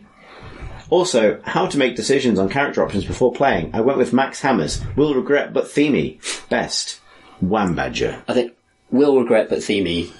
Put that on my hobby gravestone, basically. that is the way that I love to approach models. Is what looks coolest? What do I actually want to work? I don't like. I want to build this unit with swords because the swords look better than hammers. Even the hammers have a slight advantage. I'd go for the theme over rules any day when it comes to painting the models. Same. I will say, Warcry, a lot of scenery. Yes. I painted it all. Yeah, it looks great. It's a lot. There's a lot of it. Yes. You will paint scenery for a long time. Theme over rules. I think that's that entire podcast, basically, isn't it? Good, great alternate titles to this podcast. Yeah. Give us your favourite alternative titles, by the way. Yeah, that's a good idea. Yeah. Next question comes from Chris, aka Ascanius on Discord, who writes, Greetings, Crisp Thurston and Tom Swelter. Fiery pun names for this question email because, as the subject suggests, I'm asking about Chris's Salamanders project. Okay. I'm listening back to the olden times when that was a thing, and I wondered if the idea were more appealing now that there are options besides Warpstone Glow. As in, back in the day, I didn't want the idea of painting Salamanders because the green paints were so brutal. Yeah, right. Judging from Instagram, Chris hasn't worked on any Salamanders since November 2017, when he posted a Primaris test successor model. But with new options like the Nocturne green base paint and Vulcan green layer paint, is it once again the season of fire? Yours, Chris, aka Ascanius on Discord. So also, Salamander's got a supplement book. Fun fact, I sold that model, the Primaris model. Oh, really? Yeah, it is now owned by Pete/Fienio from Discord, really? who bought my Space Marine half of the Dark Imperium box set for me. Good split. So it has gone to a new home, and no, I don't have any Salamanders shaped plans in any point in the near future. I do still like them, because the notion of the friendly Marines that set everyone on fire. Yes, it's a good one. It's very funny. Yeah. But no, there is no plan there for me, really. But I guess it wasn't down to the green paint, the quality of the green paints these days. No, I think I was sort of agonising over Space Marine Legions for a long time till I realised I like chaos. Yeah, that's what I like. Yeah, and then there's new models came along and the new books and stuff. And no, I've not painted for life very much green at all. I think Warflesh covers very well. Yeah, kind of the light. Some of the light greens real suck. However, contrast would make that a lot easier. He's right about that. Like, I think if I were to do it now, contrast would make it. I struggled a bit with Skarsnik, which is that almost like yellowy green top highlight, and it is quite streaky. So I can see there's still problems there. I remember the weekend that Contrast was out, or the weekend before it was out, I think when it was on pre-order, there was like an open painting session in the store, and I was sat there experimenting with some stuff, doing some Thousand Suns, and a guy came in who had a huge Imperial Fists army, like yellow. No, cool. Previously very difficult to paint. The contrast very easy to paint. And he sat there and he painted a intercessor or something super quickly using contrast. And he stared at it. And then he went, I've wasted my life. As if, like the thousands of points of Imperial Fists. Oh, no. Slowly, the old way. All the old Avalanche yellow slowly layering up to whatever the brightest yellow is. Yeah. Oh, brutal. I felt for that guy, but it was very funny. Our final question comes from Alexander, who writes, Hey friends, that's a question or a request. Could you name the particular feeling of anxiety when a faction or unit you're fond of suddenly becomes overpowered after a rules update? Right. Further, is this somehow a quintessentially British emotion? For example, my mostly narrative game Iron Hand's successor chapter just went from being comfortably mediocre to super competitive, and I hate it. Best Alex, who's serendipitous. Serendipitous, which is hard to say after this many old speckled hens on Discord.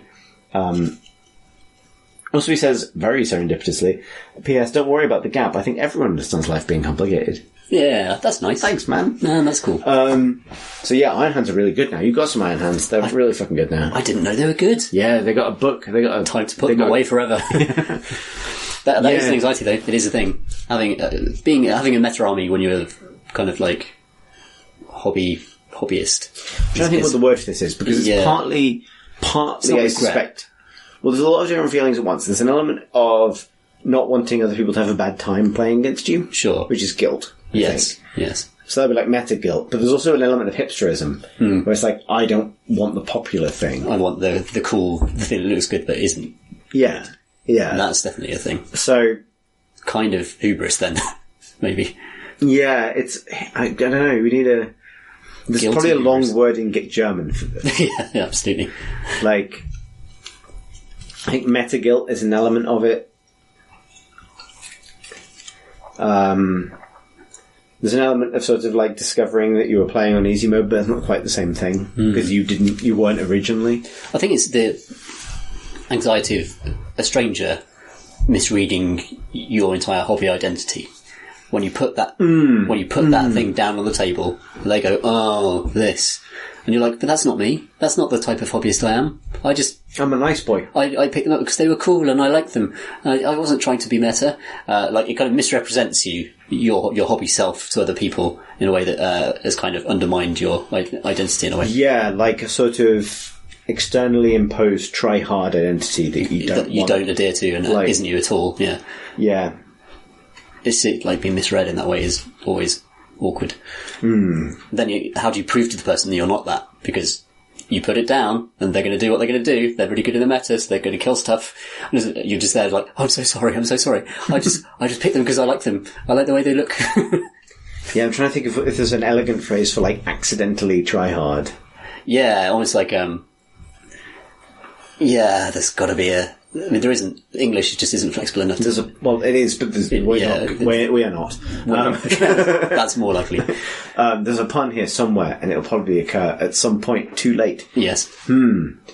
Like a sort of meta guilt, accidental try hard, sort of like embarrassment, basically. It's a form of embarrassment for sure. Yeah, like I think maybe meta embarrassment probably covers it. Yeah. Meta embarrassment. We'll go with that until the more funny name arrives. Maybe later, far once the podcast is up. Indeed. But that is all of the questions that we've received since the last time we did this. Which is... Thank God it was a civilised amount. Yeah, it could have been a lot more. Thank you so much for listening, and sorry again that we took so long to get to this point. As we said earlier, we are going to have a think about what comes next to the pod, but... Honestly, like at this point, the community that's grown up around it is the best thing about it. Absolutely. So you don't need us, really. We're a gateway drug to the Discord channel. Indeed. And amazing events that they run. Yeah, indeed. So if you would like to send us a question for a future episode of this podcast or whatever comes after it, you can do so by emailing miniatures@crateandcrowbar.com. If you would like to become a member of that community on Discord, you can do so by visiting crateandcrowbar.com. There is a link at the top of the page to the Discord channel. Then you just scroll down to the role models section, which has tons of different channels now. for miniatures because it's expanded quite a lot, but the main role models channel is where the majority of the action happens. There are also role models rollout events several times a year, and so on. It's great. Yeah, it's a really nice group of people. Lovely. They're currently doing a super nice and generous Secret Santa. Yeah, It's real following. real wholesome. And